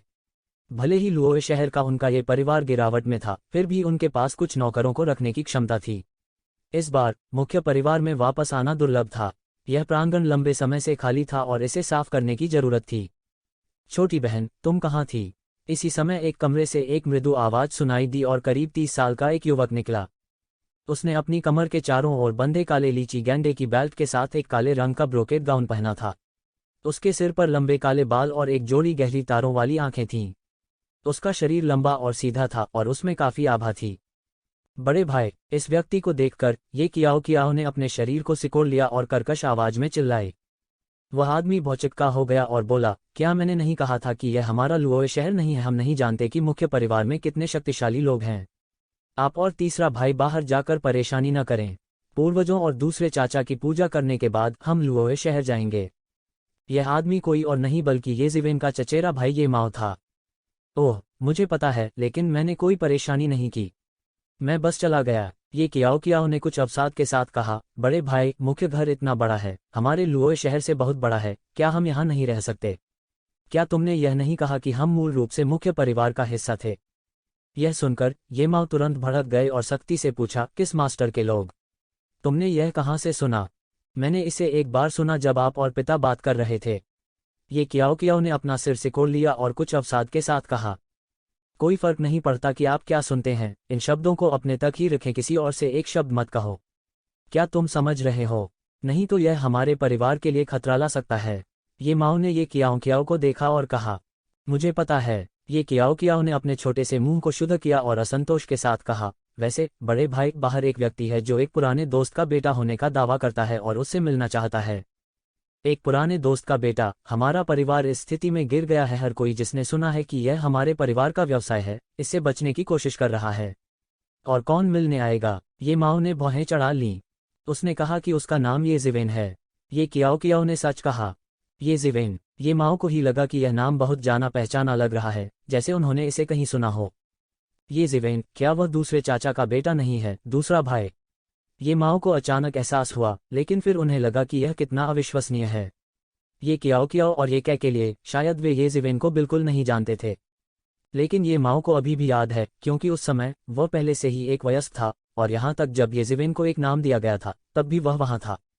बाद में दूसरे भाई को दूसरे चाचा द्वारा ले जाने के बाद वह फिर कभी दिखाई नहीं दिया। काश वो सच में दूसरे मामा का बेटा होता। ये माओ अचानक उत्तेजित हो गए।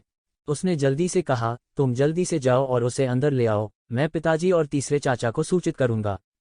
इतना कहने के बाद उनका फिगर उछलकर घर में आ चुका था। आप इतनी जल्दी में क्यों हैं? ये कियाओ कियाओ ने अपने छोटे से मुंह को शुद्ध किया और कहा, लेकिन उसने फिर भी ये माओ की बातों का पालन किया। दरवाजे पर आई ये जिवेन को देखा जो अभी भी इंतजार कर रहा था, और चिल्लाया, ये जिवेन, मेरे बड़े भाई ने कहा कि पहले तुम्हें अंदर आने दो। ये जिवेन ने संकोच नहीं किया और आंगन में ये कियाओ कियाओ का पीछा किया। यह कोई बड़ा प्रांगण नहीं था। नौकरों के अलावा जो आंगन में व्यस्त थे, अन्य चीजें उस आंगन की तरह अच्छी नहीं थी जहां ये जिवेन और ये फैन रह रहे थे। लेकिन फिर घर के अंदर से तेज कदमों की आहट आई। सामने एक अधेड़ उम्र का आदमी था। उसके आधे बाल बर्फ से रंगे हुए थे, एक काला लबादा पहने हुए, आगे की ओर लंबा और मजबूत था। और उसके पीछे एक थोड़ा सा मध्यम आयु वर्ग का आदमी था, कुछ हद तक पिछले मध्यम आयु वर्ग के आदमी के समान, एक बेर के रंग का लबादा पहने हुए, कुछ हद तक सुरुचिपूर्ण आभा के साथ। उन दोनों के पीछे एक लंबा और सुंदर युवक था। अगर कोई बारीकी से देखे तो वे पाएंगे कि वह युवक उससे कुछ मिलता जुलता था। तुम हो? आधे सफेद बालों वाले अधेड़ उम्र के आदमी ने चमकदार आंखें खोलीं। उसके होंठ थोड़े कांप रहे थे जब उसने ये जिवेन को देखा।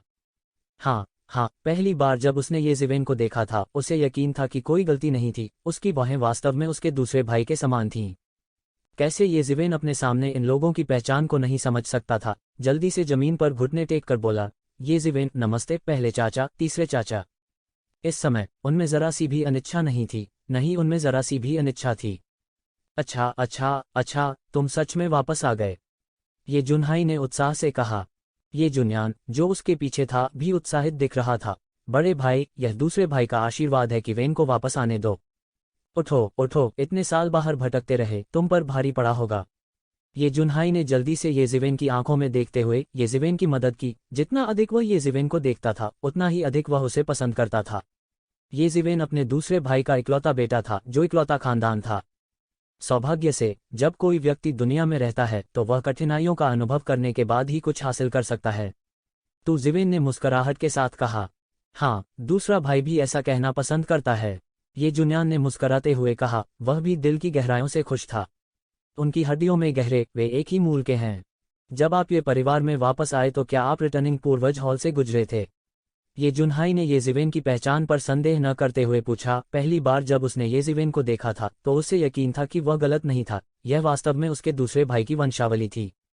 ठीक है, कुछ दिन पहले मैंने रिटर्निंग एंसेस्टर हॉल से अभी पुष्टि की है कि मेरे अभी भी इस दुनिया में रिश्तेदार हैं। मैं पैतृक पूजा समारोह के अंत तक इंतजार करना चाहता था, फिर लुओए शहर जाना चाहता था। मुझे उम्मीद नहीं थी पहले चाचा और तीसरे चाचा से यहाँ मिलो।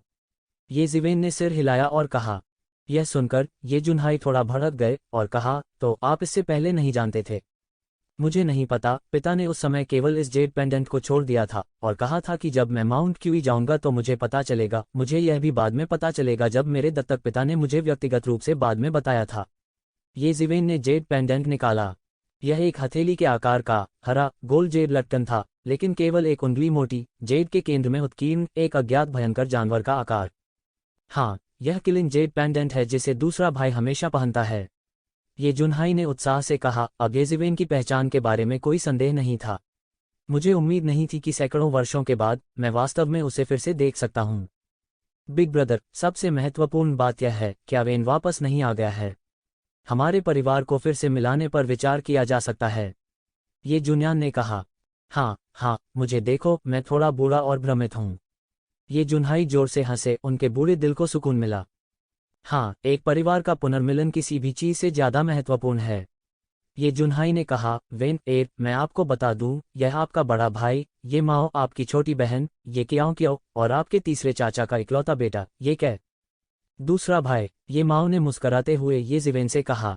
उसने पहले ही इसका अनुमान लगा लिया था, लेकिन अब उसे आखिरकार पुष्टि मिल गई, इसलिए वह अपने दिल में बेहद खुश था।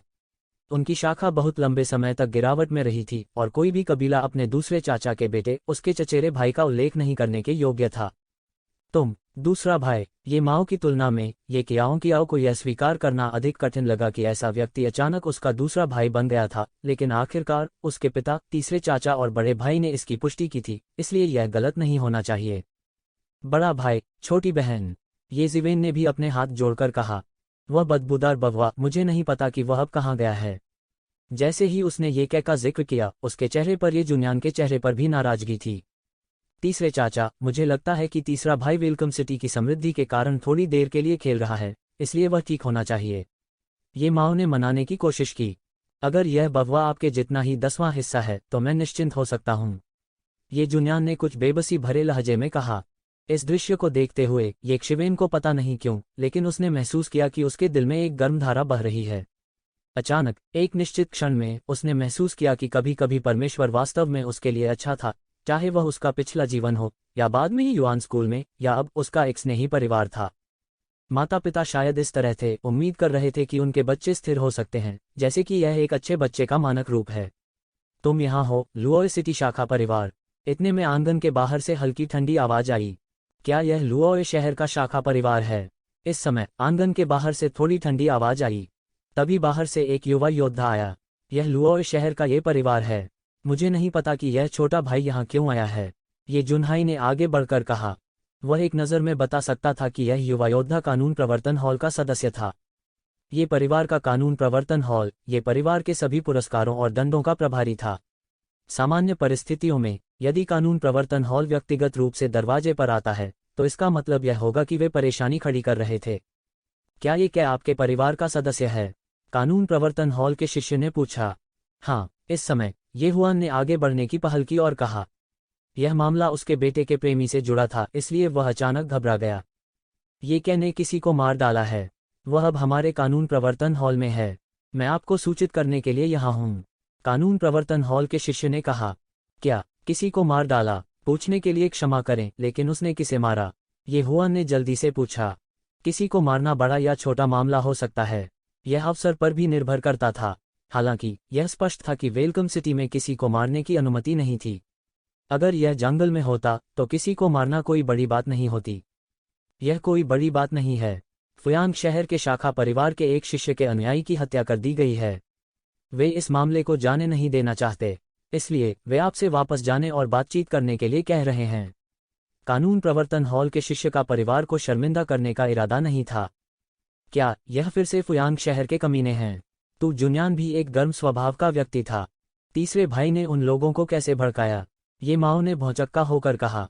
इस समय ये ज़िवेन ने अपना मुंह खोला और कहा, कोई बात नहीं, चलो पहले एक नज़र डालते हैं।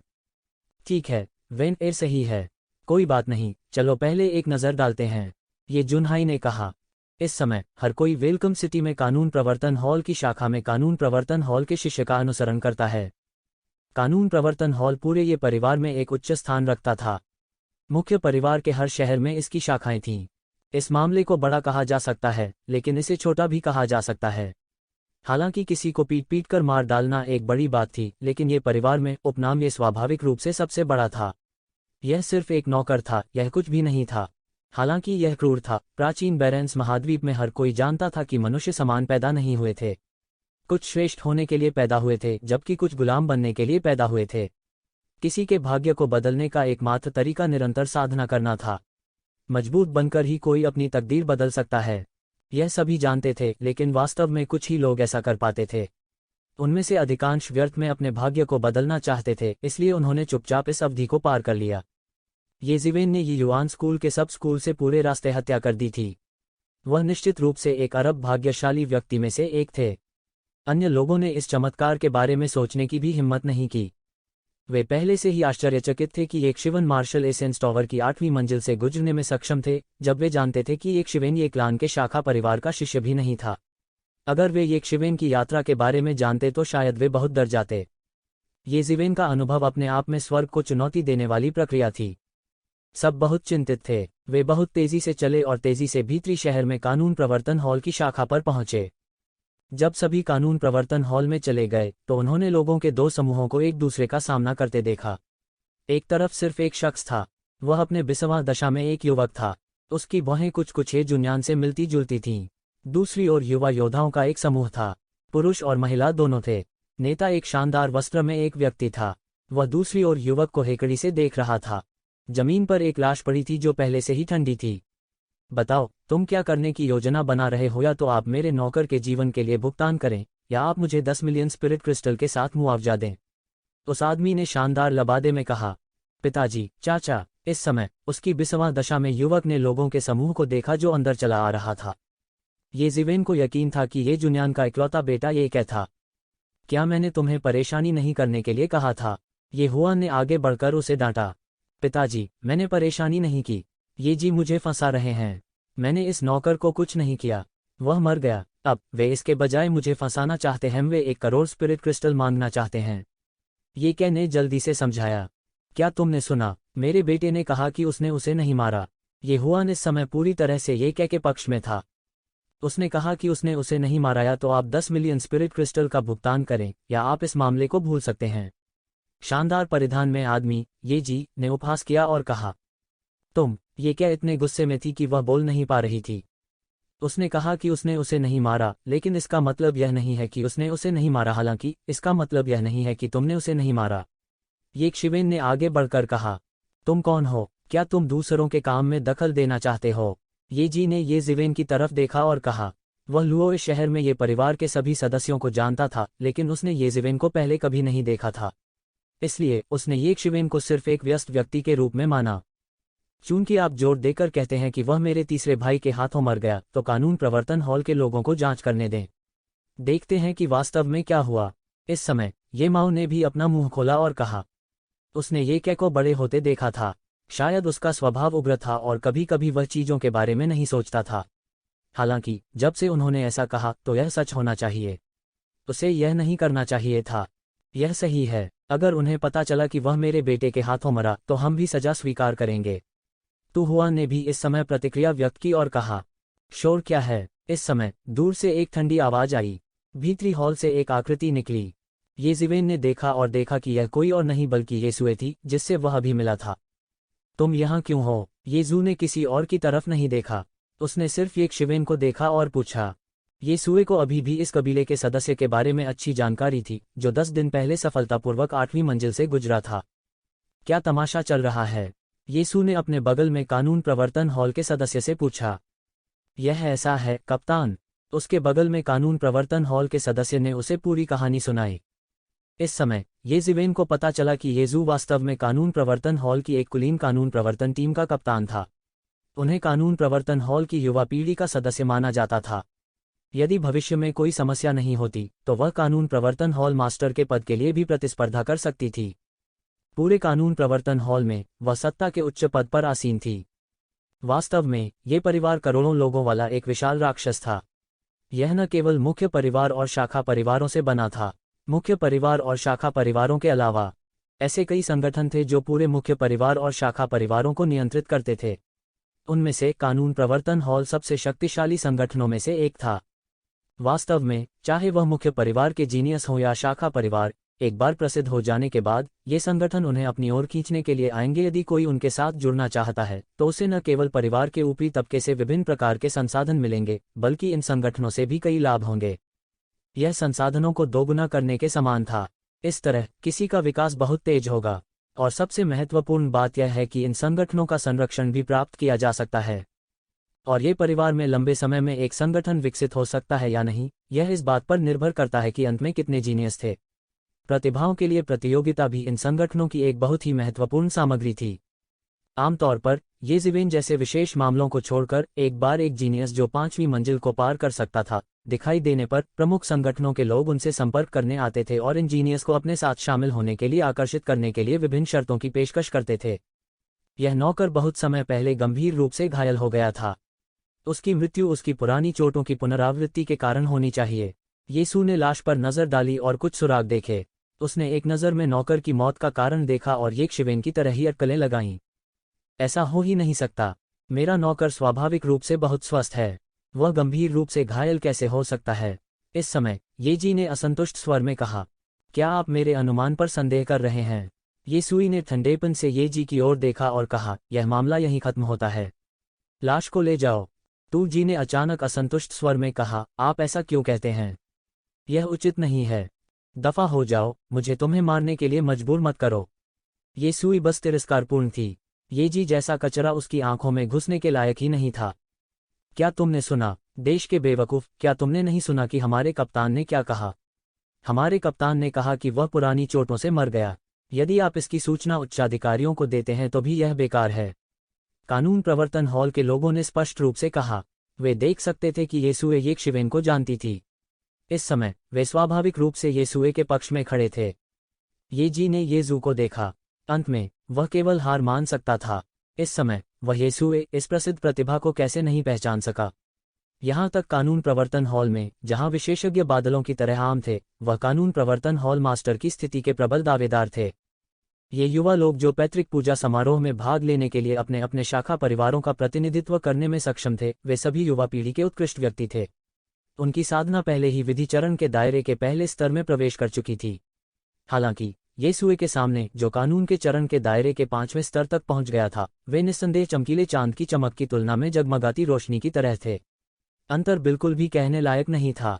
भले ही उन्होंने उसे नाराज कर दिया, लेकिन उन्होंने युवा पीढ़ी के इस विशेषज्ञ को नाराज करने की हिम्मत नहीं की। वे केवल ये काई को घृणा से घूर सकते थे जो उसे फ्रेम करने में विफल रही, और येज़िवेन जो इत्मीनान से बगल में था। जाओ, चलो चलें। यह उनके जीवन में पहली बार था जब उन्होंने एक शब्द भी कहने की हिम्मत नहीं की। कोई और कारण नहीं था। वह वास्तव में येसुए को नाराज करने से डरता था। कानून प्रवर्तन हॉल ये परिवार के कानूनों का प्रभारी था। अगर वे नाराज होते तो परिणाम अकल्पनीय होते। ये कै और अन्य लोगों ने अंततः राहत महसूस की जब उन्होंने येजी को गुस्से में जाते देखा। विशेष रूप से ये जुन्हाई और अन्य, उन्होंने येज़िवेन को कुछ आश्चर्य से देखा। वे येसुए की पहचान कैसे नहीं पहचान पाए? येजू युवा पीढ़ी के शीर्ष गुरुओं में से एक थे और उन्होंने कई पुश्तैनी पूजा समारोहों में भाग लिया था। हर पितृ पूजन समारोह वे समारोह देखने आते थे।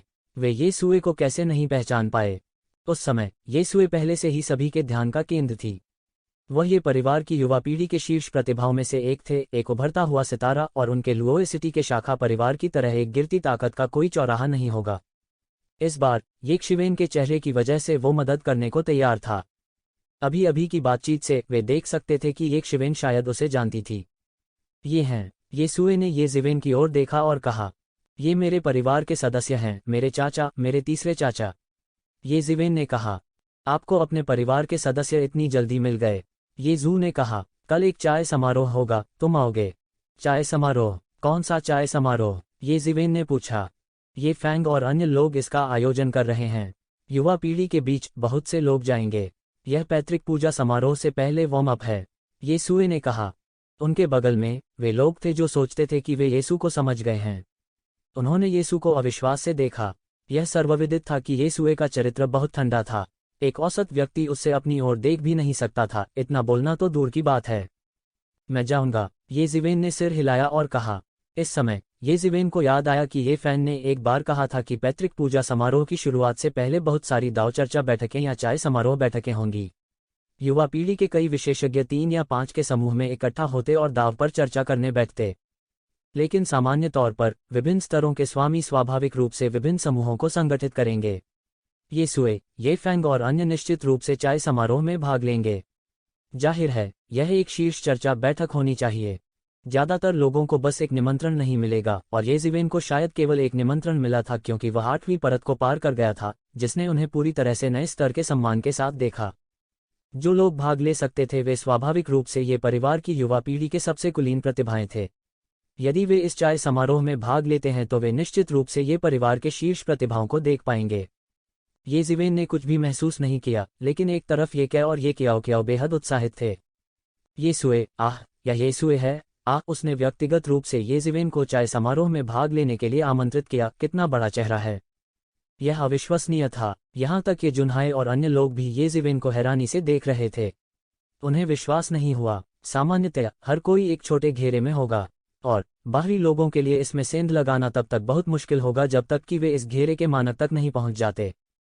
जहां तक फैंग, येसु और अन्य लोगों की बात है तो इसमें कोई संदेह नहीं था कि वे पूरे ये कबीले की युवा पीढ़ी के शीर्ष मंडली में थे। उनके इस भतीजे के लिए व्यक्तिगत रूप से शामिल होने के लिए आमंत्रित किया जाना स्वाभाविक रूप से एक बड़ा सम्मान था। यह अच्छा है, मैं आपके आगमन की प्रतीक्षा करूंगा, ये जू ने कहा। फिर वह भूमि और कानून प्रवर्तन हॉल में प्रवेश किया। येशिवेन ने येसुए की गायब पीठ को देखा और चुपके से सोचा। ऐसा कहा जाता था कि येसुई ठंडी और अलग थी। एक औसत व्यक्ति बस उसके करीब नहीं आ सका। इसके अलावा कानून प्रवर्तन हॉल में प्रवेश करने के बाद वह और भी निर्मम हो गया, इसलिए उसके साथी उससे अधिक डरते थे। लेकिन अब येशिवेन ने ऐसा नहीं सोचा था। ऐसा कहा जाता था कि येसु अभिमानी थी, अलग थी और नहीं जानती थी कि कैसे लचीला होना है। अब ऐसा लग रहा था कि ऐसा नहीं था। दूसरे शब्दों में, बहुत कम लोग थे जो उसके अहंकार को कम कर सकते थे और उसे लचीला बना सकते थे। वास्तव में यह उतना अतिशयोक्तिपूर्ण नहीं था जितना बाहरी लोगों ने सोचा था। कल की चाय की रस्म, वाह, तुम कमाल हो। ये सुए के जाने के बाद ये क्या तुरंत बाहर कूद गई। आप क्या कर रहे हैं? आपको वास्तव में अपने बड़ों का कोई सम्मान नहीं है। यह आपके दूसरे चाचा का इकलौता बेटा ये ज़िवेन है, उसे दूसरा भाई कहो। ये हुआन ने सीधे ये कह के सिर पर थप्पड़ मारा। वह स्वाभाविक रूप से बाहरी लोगों के सामने अपने बेटे की रक्षा करना चाहता था, लेकिन अब जब कोई बाहरी व्यक्ति नहीं था तो उसे अब कोई संदेह नहीं था। दूसरा भाई, वह दूसरे चाचा का बेटा है। ये कह ने अपने सामने ये ज़िवेन को अविश्वसनीय रूप से देखा। उसने अपने दूसरे चाचा के इस बेटे के बारे में कभी कभार ही सुना था, लेकिन वह इसके बारे में बहुत स्पष्ट नहीं था, क्योंकि उसके जन्म से बहुत पहले ये ज़िवेन को ये जुनशान ने उठा लिया था और फिर वह कभी बाहर नहीं आया। हाँ, जल्दी से उसे दूसरा भाई कहो, ये हुआन ने कहा। दूसरा भाई, ये क्या ईमानदारी से चिल्लाया। यदि यह कोई अन्य व्यक्ति होता तो उसके लिए इसे ईमानदारी से स्वीकार करना असंभव होता। हालांकि वह नटखट था, वह एक घमंडी और घमंडी व्यक्ति भी था। साधारण लोग उसे वश में करने की सोच भी नहीं सकते थे। लेकिन साथ ही वो मामला जिसने अभी अभी उनके परिवार को थोड़ा असहाय बना दिया था, येजू की बातों से सुलझ गया। येजू ने व्यक्तिगत रूप से ये ज़िवेन के साथ अपने संबंधों के कारण उनकी मदद की। फिर येजू ने व्यक्तिगत रूप से ये ज़िवेन को अपने चाय समारोह में भाग लेने के लिए आमंत्रित किया। इस तरह के चाय समारोह वे लंबे समय से प्रसिद्ध थे, लेकिन आम लोगों को बिल्कुल भी निमंत्रण नहीं मिला। चाय समारोह की सामग्री के लिए वे केवल नाम सुन सकते थे, सामग्री नहीं। ठीक है, चूंकि और कुछ नहीं है तो हम पहले वापस जाएंगे, ये जुनहाई ने कहा। चलो पहले वापस चलते हैं। सभी ने इसके बारे में सोचा। कानून प्रवर्तन हॉल जैसी जगह में हर किसी ने एक तरह की असहजता महसूस की। जब वे कानून प्रवर्तन हॉल में गए तो वे पूरे रास्ते घबराए और डरे हुए थे। जब वे वापस गए तो वे पूरी तरह से अलग स्थिति में थे। खासतौर पर जब उन्होंने ये जुनहाई और ये जुन्यान की आंखों को देखा तो वे निस्संदेह बहुत सज्जन थे। उनके इस भतीजे ने वापस आते ही उन्हें एक बहुत बड़ा सरप्राइज दिया था। अगर आज फुयांग शहर के लोगों के साथ ये ज़िवेन का रिश्ता नहीं होता तो उन्हें डर था कि अंत में वे फुयांग शहर के लोगों के साथ उलझ जाएंगे। उस समय उन्हें नहीं पता था कि उन्हें कितना मुआवजा देना होगा। 10 मिलियन स्पिरिट क्रिस्टल निश्चित रूप से उनके लिए कोई छोटी राशि नहीं थी। इसके अलावा अगर वे इसे खींचना जारी रखते हैं तो वे और भी मांग सकते हैं। दूसरा भाई, मुझे वहां ले चलो। मैं यह भी देखना चाहता हूं कि उनका चाय समारोह कैसा होता है। मैंने केवल इसके बारे में सुना है, लेकिन मैंने इसे कभी नहीं देखा है। ये क्या रास्ते में इस मामले के बारे में बात करती रही। वह ये ज़िवेन से बिल्कुल अपरिचित नहीं लग रहा था। जल्द ही वे एक दूसरे से परिचित हो गए। उनका एक शुद्ध और सहज व्यक्तित्व था। हाँ दूसरे भाई, हमें वहां ले चलो। हम भी जाना चाहते हैं। हम भी जाना चाहते हैं। हमें अपने साथ ले चलो। ठीक है। यह ये कियाओ था। ये क्या की तरह वह भी अजनबियों से शर्माती नहीं थी। विशेष रूप से येशिवेन को येसुए के चाय समारोह में आमंत्रित किया जाने वाला था। उसने सबसे तेज गति से खुद को येजिवेन से परिचित कराने की प्रक्रिया पूरी की। हास्यास्पद मत बनो, तुम्हारा दूसरा भाई वहां खेलने नहीं जा रहा है। ये जुनहाई ने उसे फटकार लगाए। हाँ, कोई बात नहीं चाचा। वैसे भी चाय समारोह ही संचार के लिए एक मंच प्रदान करने के लिए है। उनके लिए जाना और देखना भी बहुत फायदेमंद होगा। जब समय आएगा तो बड़े भाई भी साथ चलेंगे। येजिवेन ने मुस्कराते हुए कहा। इस तरह के चाय समारोह में लोगों को लाने की अनुमति थी। आखिर किसके पास कुछ रिश्तेदार और दोस्त नहीं थे? बेशक दर्जनों या सैकड़ों लोगों को लाना असंभव था। आमतौर पर 3 या 5 लोग पर्याप्त होंगे, लेकिन फिर भी भाग लेने वालों की संख्या अभी भी बहुत कम थी। अधिकांश युवा पीढ़ी के योद्धाओं के लिए भले ही वे पैतृक पूजा समारोह में भाग ले सकते थे, वे पहले से ही शाखा परिवार में सर्वश्रेष्ठ थे। हालांकि इस तरह के चाय समारोह के सामने वे अभी भी इसे केवल अफवाह के रूप में वर्णित कर सकते थे। इस स्तर के एक चाय समारोह का उल्लेख नहीं करना, भले ही यह एक निम्न वर्ग का चाय समारोह हो, अगर इनमें से किसी विशिष्ट अतिथि को आमंत्रित किया जा सकता है तो यह बहुत अधिक ध्यान आकर्षित करने के लिए पर्याप्त था। अंत में यह एक ऐसी दुनिया थी जहां मजबूत का सम्मान किया जाता था। अनगिनत लोग बलवान की हर चाल पर ध्यान देते, मजबूत की आलोचना नहीं की जाएगी। अगर ऐसा है तो आप एक साथ जा सकते हैं, लेकिन वेन एयर के लिए परेशानी का कारण न बने। ये जुनहाई ने इसके बारे में सोचा और मान गए। क्या वे बचपन में वैसे ही नहीं थे? बस इतना ही था कि उस समय यह उनका दूसरा भाई ये जूनशान था जो उन्हें विभिन्न सत्य चर्चाओं में भाग लेने के लिए लाया था। उस समय ये जूनशान अब येजिवेन की तरह लग रही थी। वह इतना चकाचौंध था कि लोग अपनी आंखें खोलकर उसे सीधे नहीं देख सकते थे। हालांकि यह बहुत पहले की बात है। येशिवेन ने उन 3 लोगों को देखा जो उत्साहित थे, लेकिन वह कुछ और सोच रहा था। मूल रूप से कानून के चरण के दायरे के दूसरे स्तर तक पहुंचना अत्यावश्यक था, लेकिन वह जल्दी में नहीं था। अब ऐसा लग रहा था कि उसे इसे तुरंत हल करना चाहिए। कल की चाय पार्टी निस्संदेह युवा पीढ़ी के लिए प्रतिस्पर्धा का मंच थी। उनकी मौजूदा ताकत सिर्फ एक स्तर कम नहीं थी। यदि वह जल्दी से कानून के चरण के दायरे के दूसरे स्तर में प्रवेश नहीं कर सका तो उसे डर था कि वह केवल उन्हें लड़ते हुए देख सकता था और वह भाग नहीं ले सकता था। यह सोचकर येशिवेन अचानक उत्तेजित हो गई। चूंकि उसने अपने रिश्तेदारों को ढूंढ लिया था, येजिवेन ने ये फैन के पास वापस जाने की योजना नहीं बनाई थी। मूल रूप से उसने रहने के लिए जगह खोजने के लिए केवल ये फैन का अनुसरण किया। अब जबकि उसके पास रहने के लिए एक जगह थी तो स्वाभाविक रूप से उसे ये फैन का अनुसरण जारी रखने की आवश्यकता नहीं थी।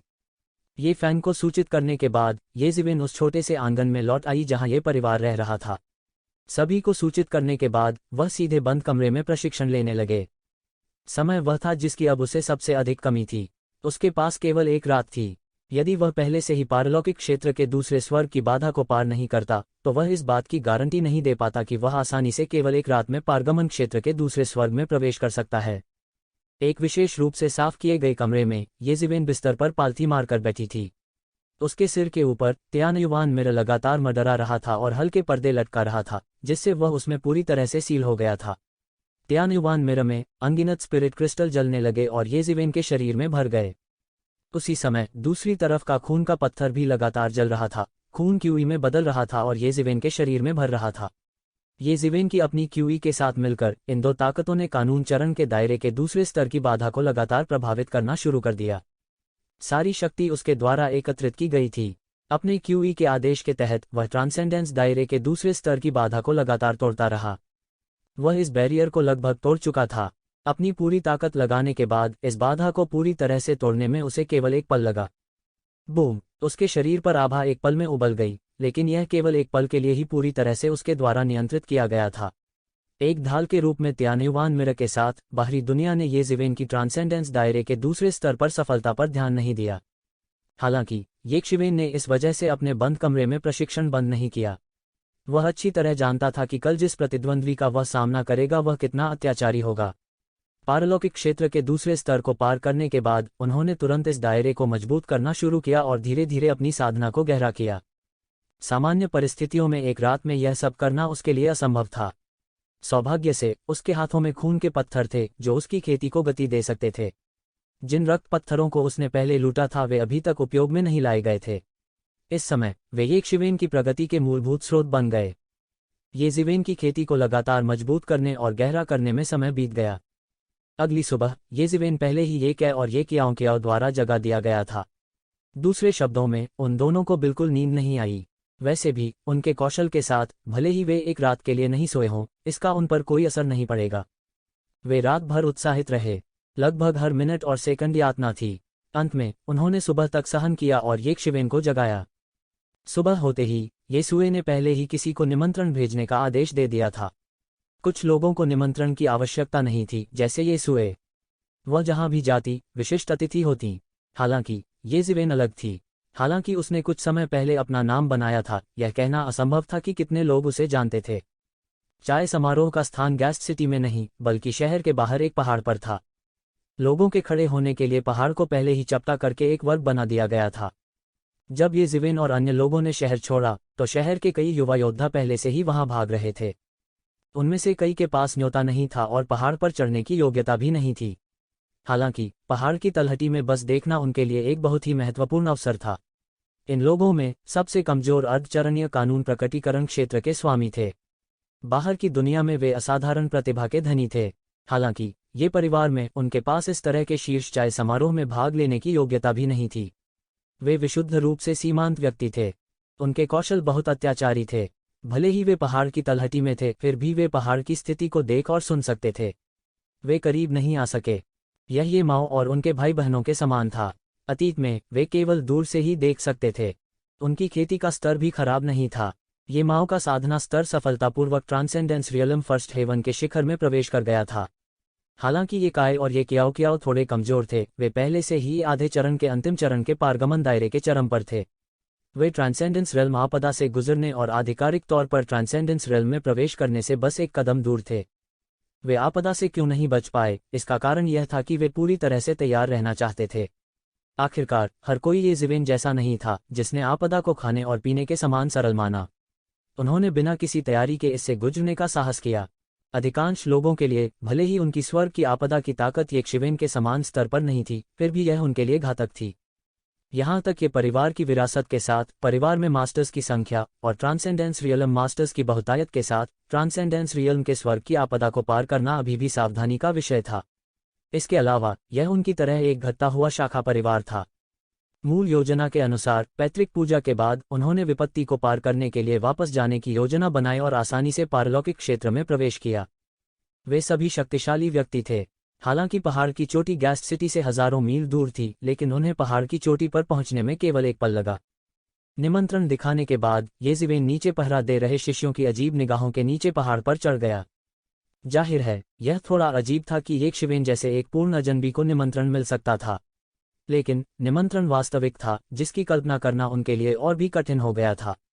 जब वे पहाड़ की चोटी पर पहुंचे तो उन्होंने पाया कि पहाड़ की चोटी पर वर्ग पहले से ही बहुत जीवंत था।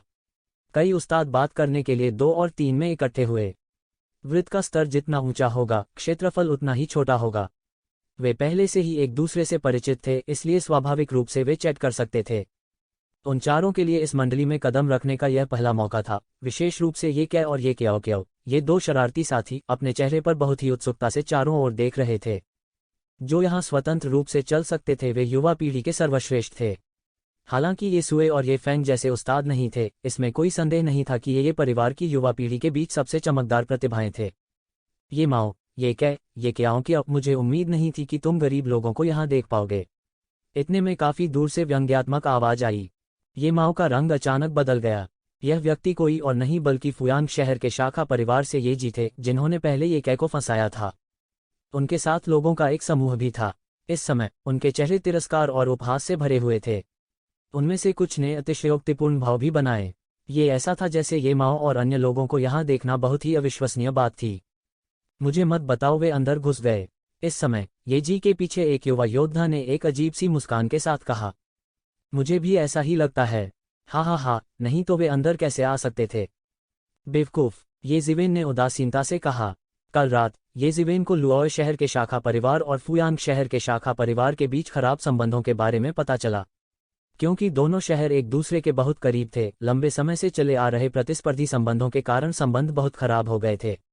लुओय शहर के शाखा परिवार से निपटने के लिए फुयांग शहर का शाखा परिवार और भी बेईमान था। तुमने क्या कहा? ये जी ने गुस्से से येक शिवेन की तरफ देखा। पिछली बार ये जिवेन के हस्तक्षेप के कारण उसकी योजना पूरी तरह विफल हो गई थी, इसलिए वह लंबे समय से अपने दिल में येक शिवेन से नफरत करता था। और फुयांग शहर के शाखा परिवार के अन्य युवा स्वामी इस समय बत्तखों की तरह थे जिनका गला घोंट दिया गया था।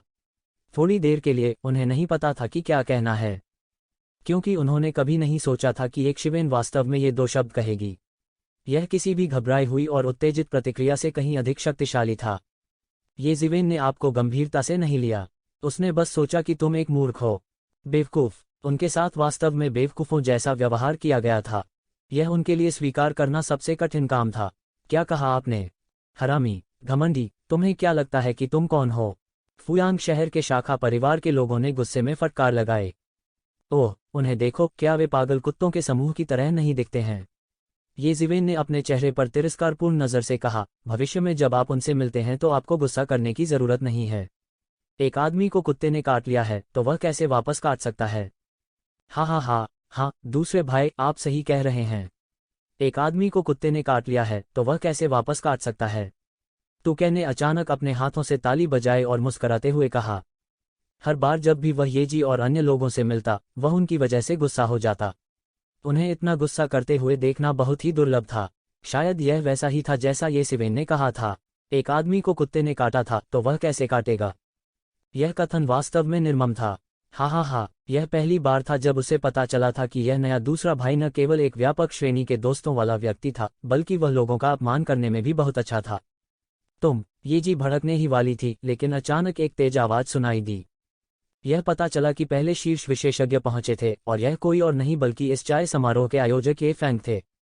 उसने मुस्कुराते हुए सभी का अभिवादन किया और जब उसने ये फैंग को देखा तो वह अचानक मुस्कुराया और उसकी ओर चल पड़ा।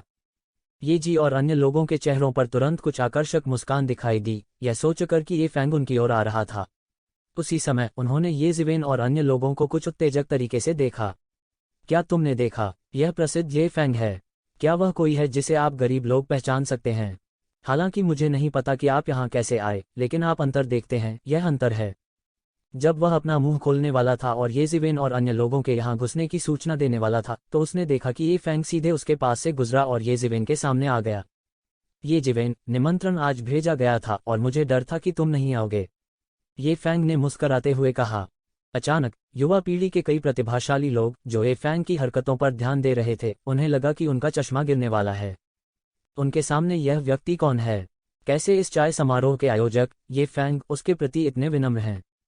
वे सभी अच्छी तरह से जानते थे कि यद्यपि ये फैंग सभी को देखकर मुस्कुराता हुआ प्रतीत होता था, लेकिन वह उसका व्यक्तित्व था।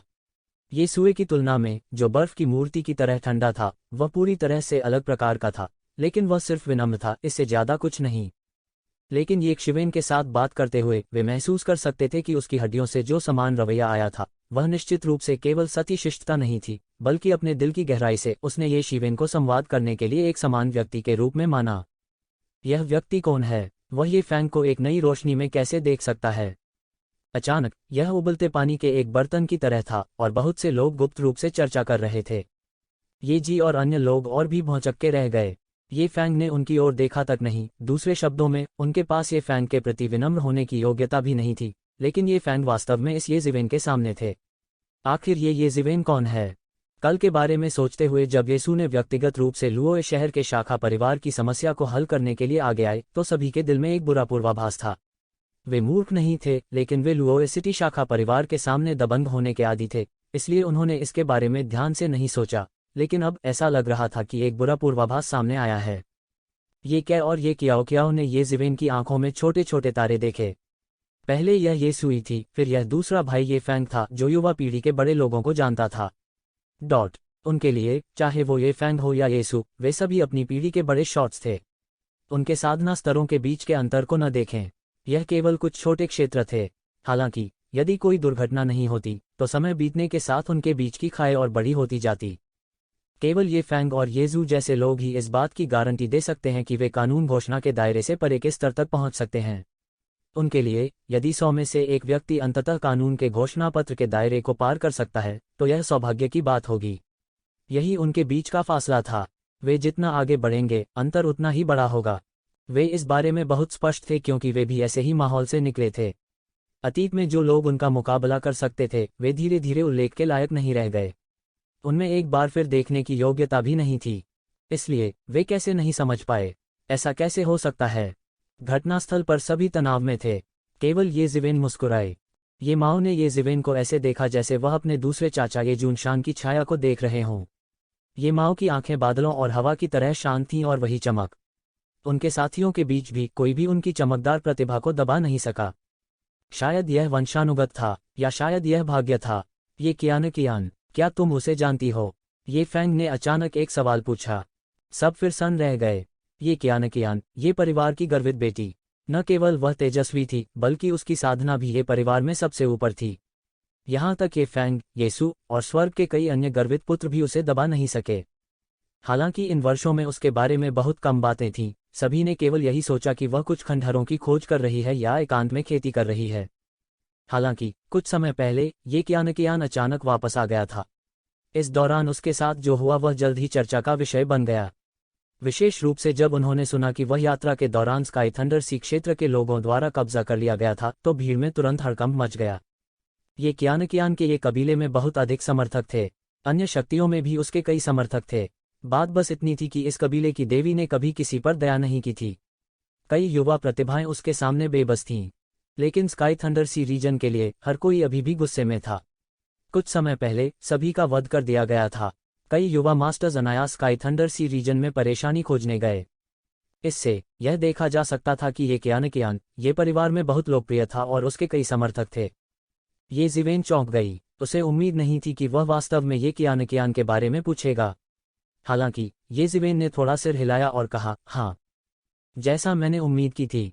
ये फैंग ने सोच समझकर कहा, हाँ, अगर ऐसा है तो आप बड़ी मुसीबत में हैं। मुश्किल? ये जिवेन का माथा काली रेखाओं से भरा हुआ था। क्या परेशानी है? यह समय आने पर आपको पता चल जाएगा। हाँ, दिलचस्प। ये फैंग हंसे और ऐसा लग रहा था जैसे वह एक अच्छा शो देख रहे हों। उन्होंने फिर कहा, क्षमा करें, मेरे पास मनोरंजन करने के लिए अभी भी अन्य लोग हैं। कृपया अपनी मदद करें। यह आदमी, ये शिवेन ने अपना सिर हिलाया और हंस पड़ी। दूसरे भाई, क्या तुम सच में ये कियान को जानते हो? ये फैंग के जाने के बाद ये कहने झट से पूछा। ये कियान ये परिवार की देवी थीं। यहाँ तक ये माओ और शाखा परिवार के अन्य लोगों ने भी उसके बारे में कई किंवदंतियां सुनी थीं। यह कहा जा सकता है कि वह एक चमत्कार थी। हाँ, यह सही है। ये जिवेन ने सिर हिलाया। ये जी और बगल में मौजूद अन्य लोगों ने ये जिवेन की बातें सुनी और अचानक कुछ ईर्ष्यालु नजर आने लगे। ये कियान ये परिवार की देवी थीं। ये अज्ञात था कि ये परिवार में कितने लोग उसके करीब आना चाहते थे, लेकिन ये कियान हमेशा स्पष्टवादी थी। केवल ये फैंग, येसु और कुछ अन्य लोग ही उसे लोगों के साथ समान स्तर पर बातचीत करने के लिए मजबूर कर सकते थे। अगर येसुए को उस तरह का व्यक्ति कहा जाता था जो बर्फ की मूर्ति की तरह ठंडा था, तो ये कियान एक तरह की उदासीनता थी जो उसकी हड्डियों से आई थी। हालांकि वह येसुई की तरह नहीं थी जो अपने करीब होने से ही लोगों को ठंडा कर लेती थी, लेकिन उसके पास एक तरह की दूरी भी थी जो लोगों को हजारों मील दूर रखती थी। वह एक अलौकिक प्राणी की तरह थी। ये फैंग के आने के कुछ ही समय बाद येसु, ये चेंगलोंग और कुछ अन्य लोग भी पहुंचे। इन कुछ लोगों के अलावा जिनसे ये जिवेन पहले ही मिल चुके थे, ये परिवार की एक गर्वित बेटी ये यूलिंग भी थी। ये यूलिंग भी एक बहुत लोकप्रिय देवी थी। भले ही वह ये कियान के साथ तुलना नहीं कर सकती थी, लेकिन वास्तव में वह बहुत खराब नहीं थी। उपस्थित लोगों में ये यूलिंग के कई समर्थक थे। जब ये यूलिंग पहली बार पहुंचे तो भीड़ अचानक बेचैन हो गई। भले ही वे उसके वफादार समर्थक न होते, लेकिन इतनी बड़ी सुंदरता को देखकर वे उससे नफरत नहीं करते। उसने गुलाबी रंग की ड्रेस पहनी हुई थी और वह असाधारण लग रही थी। उसके उत्कृष्ट चेहरे की विशेषताएं ये कियान की तरह ठंडी और अमानवीय नहीं लग रही थीं। इसके विपरीत वह बहुत ही मिलनसार थी, जिसने उसे काफी लोकप्रियता भी दिलाई। बेशक जिस चीज ने उन्हें वास्तव में ये परिवार में प्रसिद्ध किया वह उनकी असाधारण ताकत थी। इस दुनिया में जहां केवल मजबूत लोगों का सम्मान किया जाता था, बिना ताकत वाली एक खूबसूरत महिला सिर्फ एक दासी, एक खेल की वस्तु थी। बेशक यह स्थिति औसत ताकत वाले कुछ दुष्टों पर भी लागू होती है, जो कुछ मजबूत महिलाओं का खेल भी बन जाते हैं। मूल रूप से कोई अंतर नहीं था। केवल बलवानों का सम्मान किया जाता था और कमजोरों का केवल वध किया जा सकता था। ये जिवेन और ये माओ को स्वाभाविक रूप से कोने में एक सीट मिल गई और वे बैठ गए। ये जीवेन सुर्खियों में रहना पसंद करने वाली शख्सियत नहीं थी, लेकिन अभी अभी हुई इस घटना के बाद हर किसी ने तुरंत उसे एक नई रोशनी में देखा। भले ही वे कोने में बैठे थे, फिर भी लोग बार बार उनकी ओर देखते थे। ये जिवेन और ये माओ बातें कर रहे थे और हंस रहे थे, तभी भीड़ अचानक बेचैन हो गई। वह यहाँ क्यों है? वह कौन है? क्या आप उसे जानते हैं? शोर की दिशा का अनुसरण करते हुए येजिवेन और अन्य लोगों ने ऊपर देखा और ब्रोकेड के लबादे में एक सफ़ेद चेहरे वाले युवक को आकाश से उनकी ओर बढ़ते हुए देखा। उनका चेहरा सुंदर था, लेकिन उनका स्वभाव कुछ भयावह था। उनकी भौहों के बीच एक तेज आभा थी जो लोगों को ऐसा महसूस कराती थी कि अगर वे उन्हें देखते हैं तो उनकी आंखें जल जाएंगी। वह अत्यंत तीक्ष्ण था। आप उसे जानते भी नहीं हैं। वह जियागू कबीले से एक प्रसिद्ध प्रतिभा है जो 100 कबीले गठबंधन में दूसरे स्थान पर है। उसका नाम जियागू जेंगहाओ है। वह एक क्रूर और निर्दयी व्यक्ति है, लेकिन वह बहुत बलवान है। मैंने सुना है कि उनके कबीले के कई प्रतिभाशाली लोग उसके द्वारा मारे गए या अपंग हो गए। हमारे मानव कुल के अनेक विद्वान भी उसके हाथों गिरे हैं। उद्धरण चिन्ह। इतना भयंकर देवता, वह यहाँ हमारे ये परिवार में क्यों है और उन्होंने इस सभा में भाग भी लिया? उद्धरण चिन्ह। इसका शायद ये कियानकियान से कुछ लेना देना है। अतीत में जियागू जेंगहाओ ये कियानकियान का वफादार समर्थक था। ऐसा कहा जाता है कि वह ये कियानकियान को पागल होने की हद तक प्यार करता है। उन्होंने कई बार हमारे कबीले के नेता को प्रस्ताव भी दिया, लेकिन हमारे कबीले के नेता ने कभी सहमति नहीं दी। तो यह ऐसा ही है, लेकिन यह निश्चित रूप से सहमत नहीं है। ये कियानकियान हमारे ये परिवार की गर्वित बेटी है। हम उसे दूसरे कबीले से कैसे शादी करने दे सकते हैं? इसके अलावा 100 क्लैन एलायंस और हमारा कबीला हमेशा गंदा रहा है। हम कैसे सहमत हो सकते हैं? हाँ, अगर यह एक सामान्य व्यक्ति होता तो मुझे डर है कि उन्होंने बहुत पहले हार मान ली होती। लेकिन इस जियागू जेंगहाओ ने अपना मोह नहीं बदला है। अतीत में उत्तरी दानव कबीले का एक जीनियस था जिसने ये कियानकियान के बारे में कुछ अश्लील बातें कही थीं। नतीजतन जियागू जेंगहाओ ने तुरंत हजारों मील तक उसका पीछा किया और उसे मार डाला। इसने 100 क्लान एलायंस और दानव कबीले के बीच लगभग एक युद्ध का कारण बना। यह कहना थोड़ा अतिशयोक्तिपूर्ण है कि इसने दो सेनाओं के बीच युद्ध का कारण बना, लेकिन यह जियागू जेंगहाओ वास्तव में पागल है। हाँ, जब वह अतीत में हमारे ये परिवार में आया था तो हमारे ये परिवार के जिन जीनियस ने ये कियानकियान के लिए अपना प्यार दिखाया था, वे सभी एक एक करके उसके पास आ गए थे। अंत में वे या तो मारे गए या घायल हो गए। इससे भारी हंगामा हुआ। बाद में ये कियानकियान के गायब होने के बाद उसने हमारे ये परिवार में आना बंद कर दिया। अब ये कियानकियान केवल थोड़े समय के लिए लौटा है और वह वास्तव में भूत की तरह हमारे दरवाजे पर आया था। जियागू जेंगहाओ के बारे में सुनकर ये जिवेन थोड़ा दंग रह गए। उसे उम्मीद नहीं थी कि जियागू जेंगहाओ का मामला वास्तव में ये कियानकियान से जुड़ा है। ये शिवेन स्पष्ट रूप से अनुमान लगा सकता था कि ये फैंग किस बड़ी परेशानी के बारे में बात कर रहा था। लेकिन इससे पहले कि वह इसके बारे में सोच पाता, दूर से एक परिचित हार्दिक हंसी आई। मैंने कहा था कि आप निश्चित रूप से भाग ले सकते हैं। यदि आप भी भाग नहीं ले सकते हैं तो यह टूटी हुई चाय की रस्म अर्थहीन होगी। जो व्यक्ति आया वह कोई और नहीं बल्कि ये फैन था। इस समय ये फैन ने मुस्कुराते हुए कहा। वह एक शिवेन को देखकर बहुत खुश हुआ। वह पहली बार अपने छोटे से पहाड़ी गांव से बाहर आया था। जैसे ही वो बाहर आया उसकी मुलाकात एक शिवेन से हुई। उनके स्वभाव भी अनुकूल थे और वे जल्द ही बहुत अच्छे दोस्त बन गए। हाँ, ये जिवेन हंसे और कहा, ये फैन, मैं आपको परिचय देता हूँ। यह मेरे सबसे बड़े भाई ये माओ, तीसरे भाई ये कै और छोटी बहन ये क्याओ हैं। हमारे लुओ सिटी शाखा परिवार की उत्कृष्ट युवा पीढ़ी यहाँ है। इस समय उन्होंने स्वाभाविक रूप से खुद को लुओ सिटी शाखा परिवार में एकीकृत कर लिया था। आपसे मिलकर अच्छा लगा, आपसे मिलकर अच्छा लगा, ये फैन ने हाथ जोड़कर कहा। ये माओ और अन्य दो भी जल्दी से उठे और हाथ जोड़कर सलाम किया। उन्होंने ये जिवेन के दोस्तों को कम आंकने की हिम्मत नहीं की। पहले यह ये सुई थी, फिर ये फैंग और अब ये कियानकियान भी उसे जानता था। स्वाभाविक रूप से यह व्यक्ति जो ये जिवेन का दोस्त बन सकता था वह इतना बुरा नहीं था। इसके अलावा हालांकि उन तीनों ने सोचा कि ये फैंग स्पष्ट दिखता है, उसकी साधना वास्तव में अथाह थी। उसका क्षेत्र स्थिर था, उन तीनों से बहुत ऊपर। ये फैंग की खेती के आर पार देखना और भी मुश्किल था। स्वाभाविक रूप से वह एक साधारण व्यक्ति नहीं होगा। हालांकि जब वे बात करना चाहते थे तो उन्होंने देखा कि हर किसी का मूल ध्यान जियागू जेंगहाओ ये जिवेन की ओर बढ़ रहा था। उसकी आंखें थोड़ी भयावह और ठंडी थीं। माहौल अचानक गरिमा में हो गया। कोई नहीं जानता था कि वह क्या करने जा रहा है। इस समय ये सुए, ये फैंग, ये चेंगलोंग, ये यूलिंग और अन्य लोगों ने भी उस कोने को देखा। ये जिवेन पहले से ही बहुत आकर्षक थी। अब जियागू जेंगहाओ के शामिल होने के साथ वह स्वाभाविक रूप से सभी के ध्यान का केंद्र बन गया। हाँ, यह दिलचस्प है। देखने के लिए एक अच्छा शो है, तू फैंग ने मुस्कराते हुए कहा। जाहिर है उन्होंने इसकी उम्मीद की थी। यदि आवश्यक हो तो हमें अभी भी कार्रवाई करनी होगी। चाहे कुछ भी हो, ये जिवेन भी हमारे ये परिवार का सदस्य है। जियागू झेंगहाओ को यहाँ गुस्ताखी करने की अनुमति नहीं है। ये सुए ने ठंडेपन से कहा। चिंता मत करो, यह मामला हमारे ऊपर नहीं है। क्या तुमने उसके बगल में ये फैन नहीं देखा? अब ये फैन लड़ने के लिए एक विरोधी को खोजने के लिए और इंतजार नहीं कर सकता। ये फैंग ने अपनी आंखें मूंद लीं और मुस्कराते हुए कहा, आप ये जिवेन हैं। जियागू झेंगहाओ ने सीधे ये जिवेन को देखा जो सीट पर बैठी थी। क्या आप ये जिवेन हैं? जियागू झेंगहाओ ने सीधे ये जिवेन की तलाश की जो सीट पर बैठी थी। जाहिर है यह वाक्य बकवास था। अगर ये शिवन उसे सीधे कोने में पाता तो उसे उसकी ड्राइंग के बारे में पता होना चाहिए। तो यह वाक्य बकवास से ज्यादा कुछ नहीं था। हाँ, ये जिवेन ने सिर हिलाया। मैंने सुना है कि कियान को आपने बचाया था। जियागू झेंगहाओ ने ये शिवेन की तरफ ठंडेपन से देखा और कहा।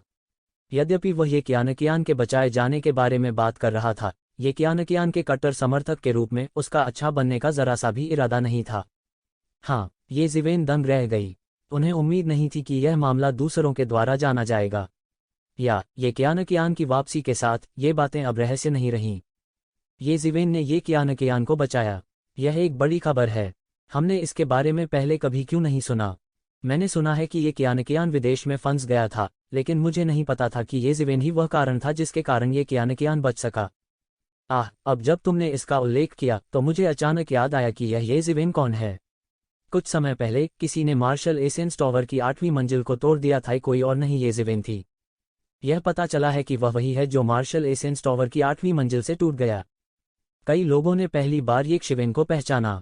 जिवेन ने मार्शल एसेंस टॉवर की 8वीं मंजिल को तोड़ दिया था और उस समय एक बड़ी सनसनी पैदा कर दी थी।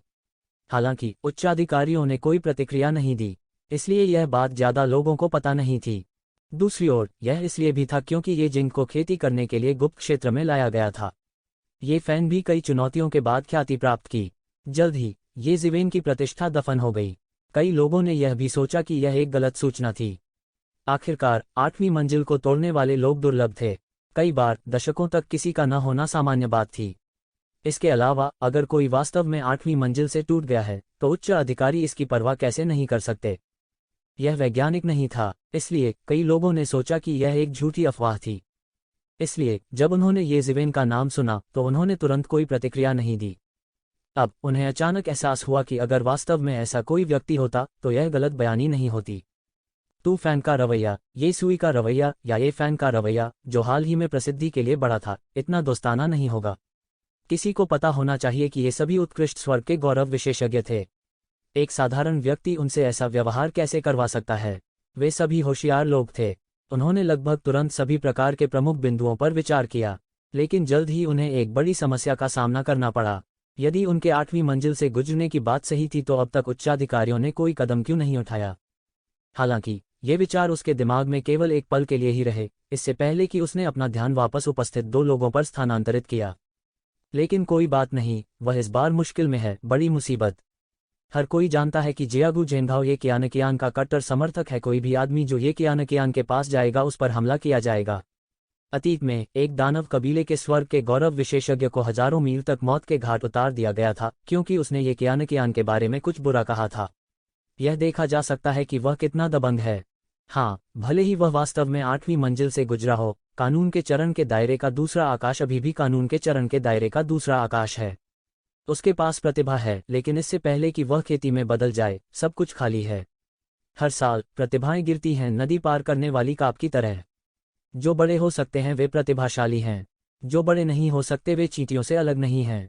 कियान को बचाने के लिए आपको पुरस्कृत किया जाना चाहिए, लेकिन आपको उसके साथ कई महीनों तक अकेले रहने के बजाय उसे तुरंत वापस भेज देना चाहिए था। जियागू झेंगहाओ ने ठंडे स्वर में कहा। इससे आपका कोई मतलब नहीं। ये जिवेन ने एक लंबा चेहरा खींचा और ठंडेपन से कहा, यह जियागू झेंगहाओ ये कियान का कट्टर समर्थक था या नहीं, यह उसके काम का नहीं था। वह वास्तव में ये शिवेन पर दबाव बनाना चाहता था। क्या उसने वास्तव में सोचा था कि वह जया था? क्या आप जानते हैं कि आप किस बारे में बात कर रहे हैं? जियागू झेंगहाओ थोड़ा स्तब्ध रह गया। उसे उम्मीद नहीं थी कि एक शिवेन ऐसे शब्द कहेगी। मूल रूप से मैंने केवल एक छोटी सी सजा के रूप में आपके हाथ और पैर तोड़ने की योजना बनाई थी। अब ऐसा लगता है कि अगर मैं आपकी मार्शल आर्ट नहीं तोड़ता तो आपको दंडित करने का कोई तरीका नहीं है। जब आसपास के लोगों ने जियागू झेंगहाओ की बातें सुनी तो उन्हें अचानक ठिठुरन महसूस हुई। ऐसा कहा जाता था कि जियागू झेंगहाओ क्रूर और निर्दयी था। अब लगने लगा था कि यह सच है। वह केवल कुछ महीनों के लिए कियान के साथ अकेला रहा और वह वास्तव में अपने हाथ और पैर तोड़ना चाहता था और अपनी मार्शल आर्ट को पंगु बना देना चाहता था। कितना निर्दयी। इस समय कई जीनियस, जिनके पास मूल रूप से कियान के बारे में कुछ विचार थे, ने उन विचारों को एक के बाद एक बुझा दिया। हालांकि कियान अच्छी थी, लेकिन वह कोई ऐसी नहीं थी जिस तक वे पहुंच सकें। यह कहने की बात नहीं कि एक पागल उसकी रक्षा कर रहा था। शायद यह जियागू जेंघाओ की पागल सुरक्षा के कारण था कि कियान ने उसका पीछा नहीं किया। हालांकि वह गुस्सा कर रहा था, उसके साथ दरवाजा बंद करने से किसी ने पास जाने की हिम्मत नहीं की। जिन लोगों ने करीब आने की कोशिश की, उन पर जियागू जेंघाओ ने हमला किया। इसलिए उन्हें कुछ शांति मिल सकती थी। ये जी और अन्य, जो मूल रूप से येज़िवेन और अन्य के साथ संघर्ष कर रहे थे, ऐसा लग रहा था कि वे इस समय एक अच्छा शो देख रहे थे। यहाँ तक उनके चेहरों पर एक भयावह अभिव्यक्ति का संकेत भी था। वह अब भी अहंकारी था। इस बार उसने एक लोहे की प्लेट को लात मारी थी और यह आधे पागल आदमी जियागू जेंघाओ की लोहे की प्लेट थी। वे येशिवेन को पीट पीट कर मार डाले जाने का इंतजार नहीं कर सकते थे। वे ये माओ, ये कै और अन्य लोगों के सामने येज़िवेन के अस्तित्व के कारण पीड़ित हुए थे। तुम मेरे भाई के हाथ और पैर तोड़ना चाहते हो, सिर्फ तुम्हारे साथ। ये फैन तुरंत आगे बढ़े और ठंडेपन से बोले। अचानक उसके शरीर से एक अत्याचारी आभा निकली और जियागू जेंघाओ को रोक दिया। जियागू जेंघाओ, ज्यादा अहंकारी मत बनो। तुम्हें यह भी पता है कि यह परिवार का क्षेत्र है। इस समय ये चेंगलोंग ने अचानक दूर से कहा। जियागू जेंघाओ ने मुड़कर भी नहीं कहा, जिन लोगों से मैं निपटना चाहता हूं, उनके साथ कभी कोई दुर्घटना नहीं हुई है। अगर ऐसा नहीं होता कि उसने कियान को बचाया होता, तो मैं उसे एक थप्पड़ से मार देता। येज़िवेन तुरंत खुश हो गई। क्या उसे जियागू जेंघाओ को उसे न मारने के लिए धन्यवाद देना पड़ा? ये माओ, ये कै और ये कियाओ सभी ने येज़िवेन को एक चिंतित अभिव्यक्ति के साथ देखा। हालांकि वे सभी जानते थे कि यह नया पहचाना हुआ रिश्तेदार सरल नहीं था और युवा पीढ़ी में ये फैंग, येजू और अन्य बड़े शॉट्स को भी जान सकता था। यह एक निर्विवाद तथ्य था कि वह केवल कानून अभिव्यक्ति के दायरे के दूसरे स्वर्ग में था। उनमें प्रतिभा हो सकती है, लेकिन उन्हें अपनी प्रतिभा को ताकत में बदलने के लिए भी समय चाहिए था। सबकी यही राय भी थी। येशिवेन ने जानबूझकर अपनी ताकत नहीं छिपाई। इसके अलावा वह अभी टूटा था, हमेशा कोई आभा लीक होती रहेगी।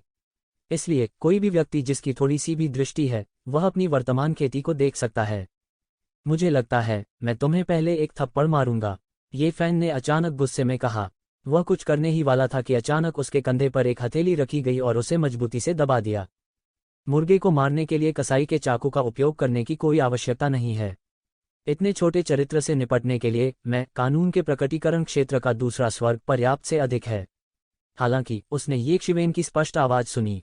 मूल रूप से ये फैन येज़िवेन को दुश्मन को कम नहीं आंकने के लिए राजी करना चाहता था। उसके सामने व्यक्ति एक ऐसी आकृति थी जिसे वह भी अत्याचारी महसूस कर सकता था। हालांकि उसे तुरंत याद आया कि उसके सामने येशिवेन कोई साधारण व्यक्ति नहीं था। पहले येज़िवेन केवल ट्रांसेंडेंस दायरे के पहले स्वर्ग में था, लेकिन वह वास्तव में उसे, जो ट्रांसेंडेंस दायरे के चौथे स्वर्ग में था, ऐसी दयनीय स्थिति में मजबूर कर सकता था। अब जबकि येज़िवेन ने श्रेष्ठता के दायरे के दूसरे स्वर्ग में प्रवेश कर लिया था, ताकत के मामले में उसने शायद एक बड़ी सफलता हासिल कर ली थी और वह असाधारण था।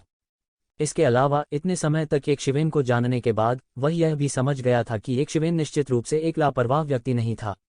येज़िवेन ने हमेशा चीजों को सोच समझकर किया। वह केवल तभी काम करेगा जब उसमें पूर्ण विश्वास होगा। चूंकि उन्होंने ऐसा कहा है, तो उनके पास इसके कारण होने चाहिए। इसलिए वह थोड़ा हैरान हुआ और आगे बढ़ना जारी नहीं रखा। यह सच है, मुझे नहीं पता कि यह छोटा पात्र कहाँ से आया। मुझे इसे स्वयं करने की कोई आवश्यकता नहीं है। आप उससे छुटकारा पाने में मेरी मदद करें। सब ने ठहाका लगाया। ये फैन के चेहरे पर एक लापरवाह भाव था। हालांकि जब व्यंग्य की बात आती है तो वह येशिवेन से बुरा नहीं था। हा, मैं बहुत खुश हूँ। ये फैन भी दिलचस्प है। मुझे नहीं पता कि यह छोटा पात्र कहाँ से आया। जियागू जेंघाओ कई वर्षों से प्रसिद्ध है। मुझे डर है कि किसी ने कभी उसे इस तरह नीचे नहीं देखा होगा। ये फैंग ने अपना पेट पकड़ लिया और ऐसा लग रहा था जैसे वह हंसने ही वाला था। जियागू जेंघाओ के गाल हल्के से मुड़े और फिर उन्होंने ठंडेपन से कहा, यह सिर्फ एक जीभ है। बाद में मैं तुम्हारे हाथ और पैर तोड़ दूंगा और तुम्हारी मार्शल आर्ट को समाप्त कर दूंगा। देखते हैं कि क्या उसके बाद भी तुम्हारे पास कहने के लिए बहुत कुछ है। मेरे हाथ और पैर तोड़ दो और मेरी मार्शल आर्ट को खत्म कर दो। येज़िवेन ने मुस्कराते हुए कहा, कई लोगों ने मुझे यह पहले भी बताया है। क्या आप अनुमान लगा सकते हैं कि उनके साथ क्या हुआ? यह सिर्फ बेकार कचरे के एक समूह का भाग्य है जो आपसे हार गया। इसमें अनुमान लगाने के लिए क्या है? लेकिन मैं उनसे अलग हूँ। जिया गू झेंघाओ ने उपहास किया। ये शिवेन बस थोड़ा मुस्कुराए और कोई जवाब नहीं दिया। उसने तुरंत एक कदम उठाया और उसका शरीर हवा में उड़ गया। आखिरकार, यह चाय समारोह है। इस जगह को अपने खून से गंदा करना अच्छा नहीं है। यदि आप लड़ना चाहते हैं तो आओ। ये शिवेन के शब्द हवा से आए थे। हर कोई मदद नहीं कर सका लेकिन चुपके से चौंक गया। इस समय ये शिवेन अभी भी बहुत सख्त थी। क्या उसके पास वास्तव में जिया गू झेंघाओ से निपटने का कोई तरीका है? उनके शब्द बिल्कुल भी विनम्र नहीं थे। यह सिर्फ एक हताश संघर्ष है। जिया गू झेंघाओ ने ये शिवेन की बातों की परवाह नहीं की। उन्होंने इसे केवल मृत्यु से पहले एक व्यक्ति का अहंकार माना। फिर उसका शरीर चील की तरह उड़ गया और तुरंत हवा में उड़ गया और ये शिवेन का पीछा किया। इस समय जो लोग चाय समारोह में थे वे भी पीछे हो लिए। इनमें ये फैंग, येसु और अन्य प्रमुख थे। वे सबसे तेज थे। लगभग एक ही पल में वे उसकी चपेट में आ गए। ये शिवेन ने आसमान में उड़ान भरी। यह पुष्टि करने के बाद कि वह चाय समारोह से काफी दूर है, वह रुक गया। लगभग कुछ सांसों के बाद जिया गू झेंघाओ ने पकड़ लिया। वह तुरंत एक शिवेन के पास पहुंचा। उसकी आंखें हत्या के इरादे से भरी थीं। उसका बड़ा हाथ तुरंत बढ़ा और सीधे एक शिवेन के सिर पर जा लगा।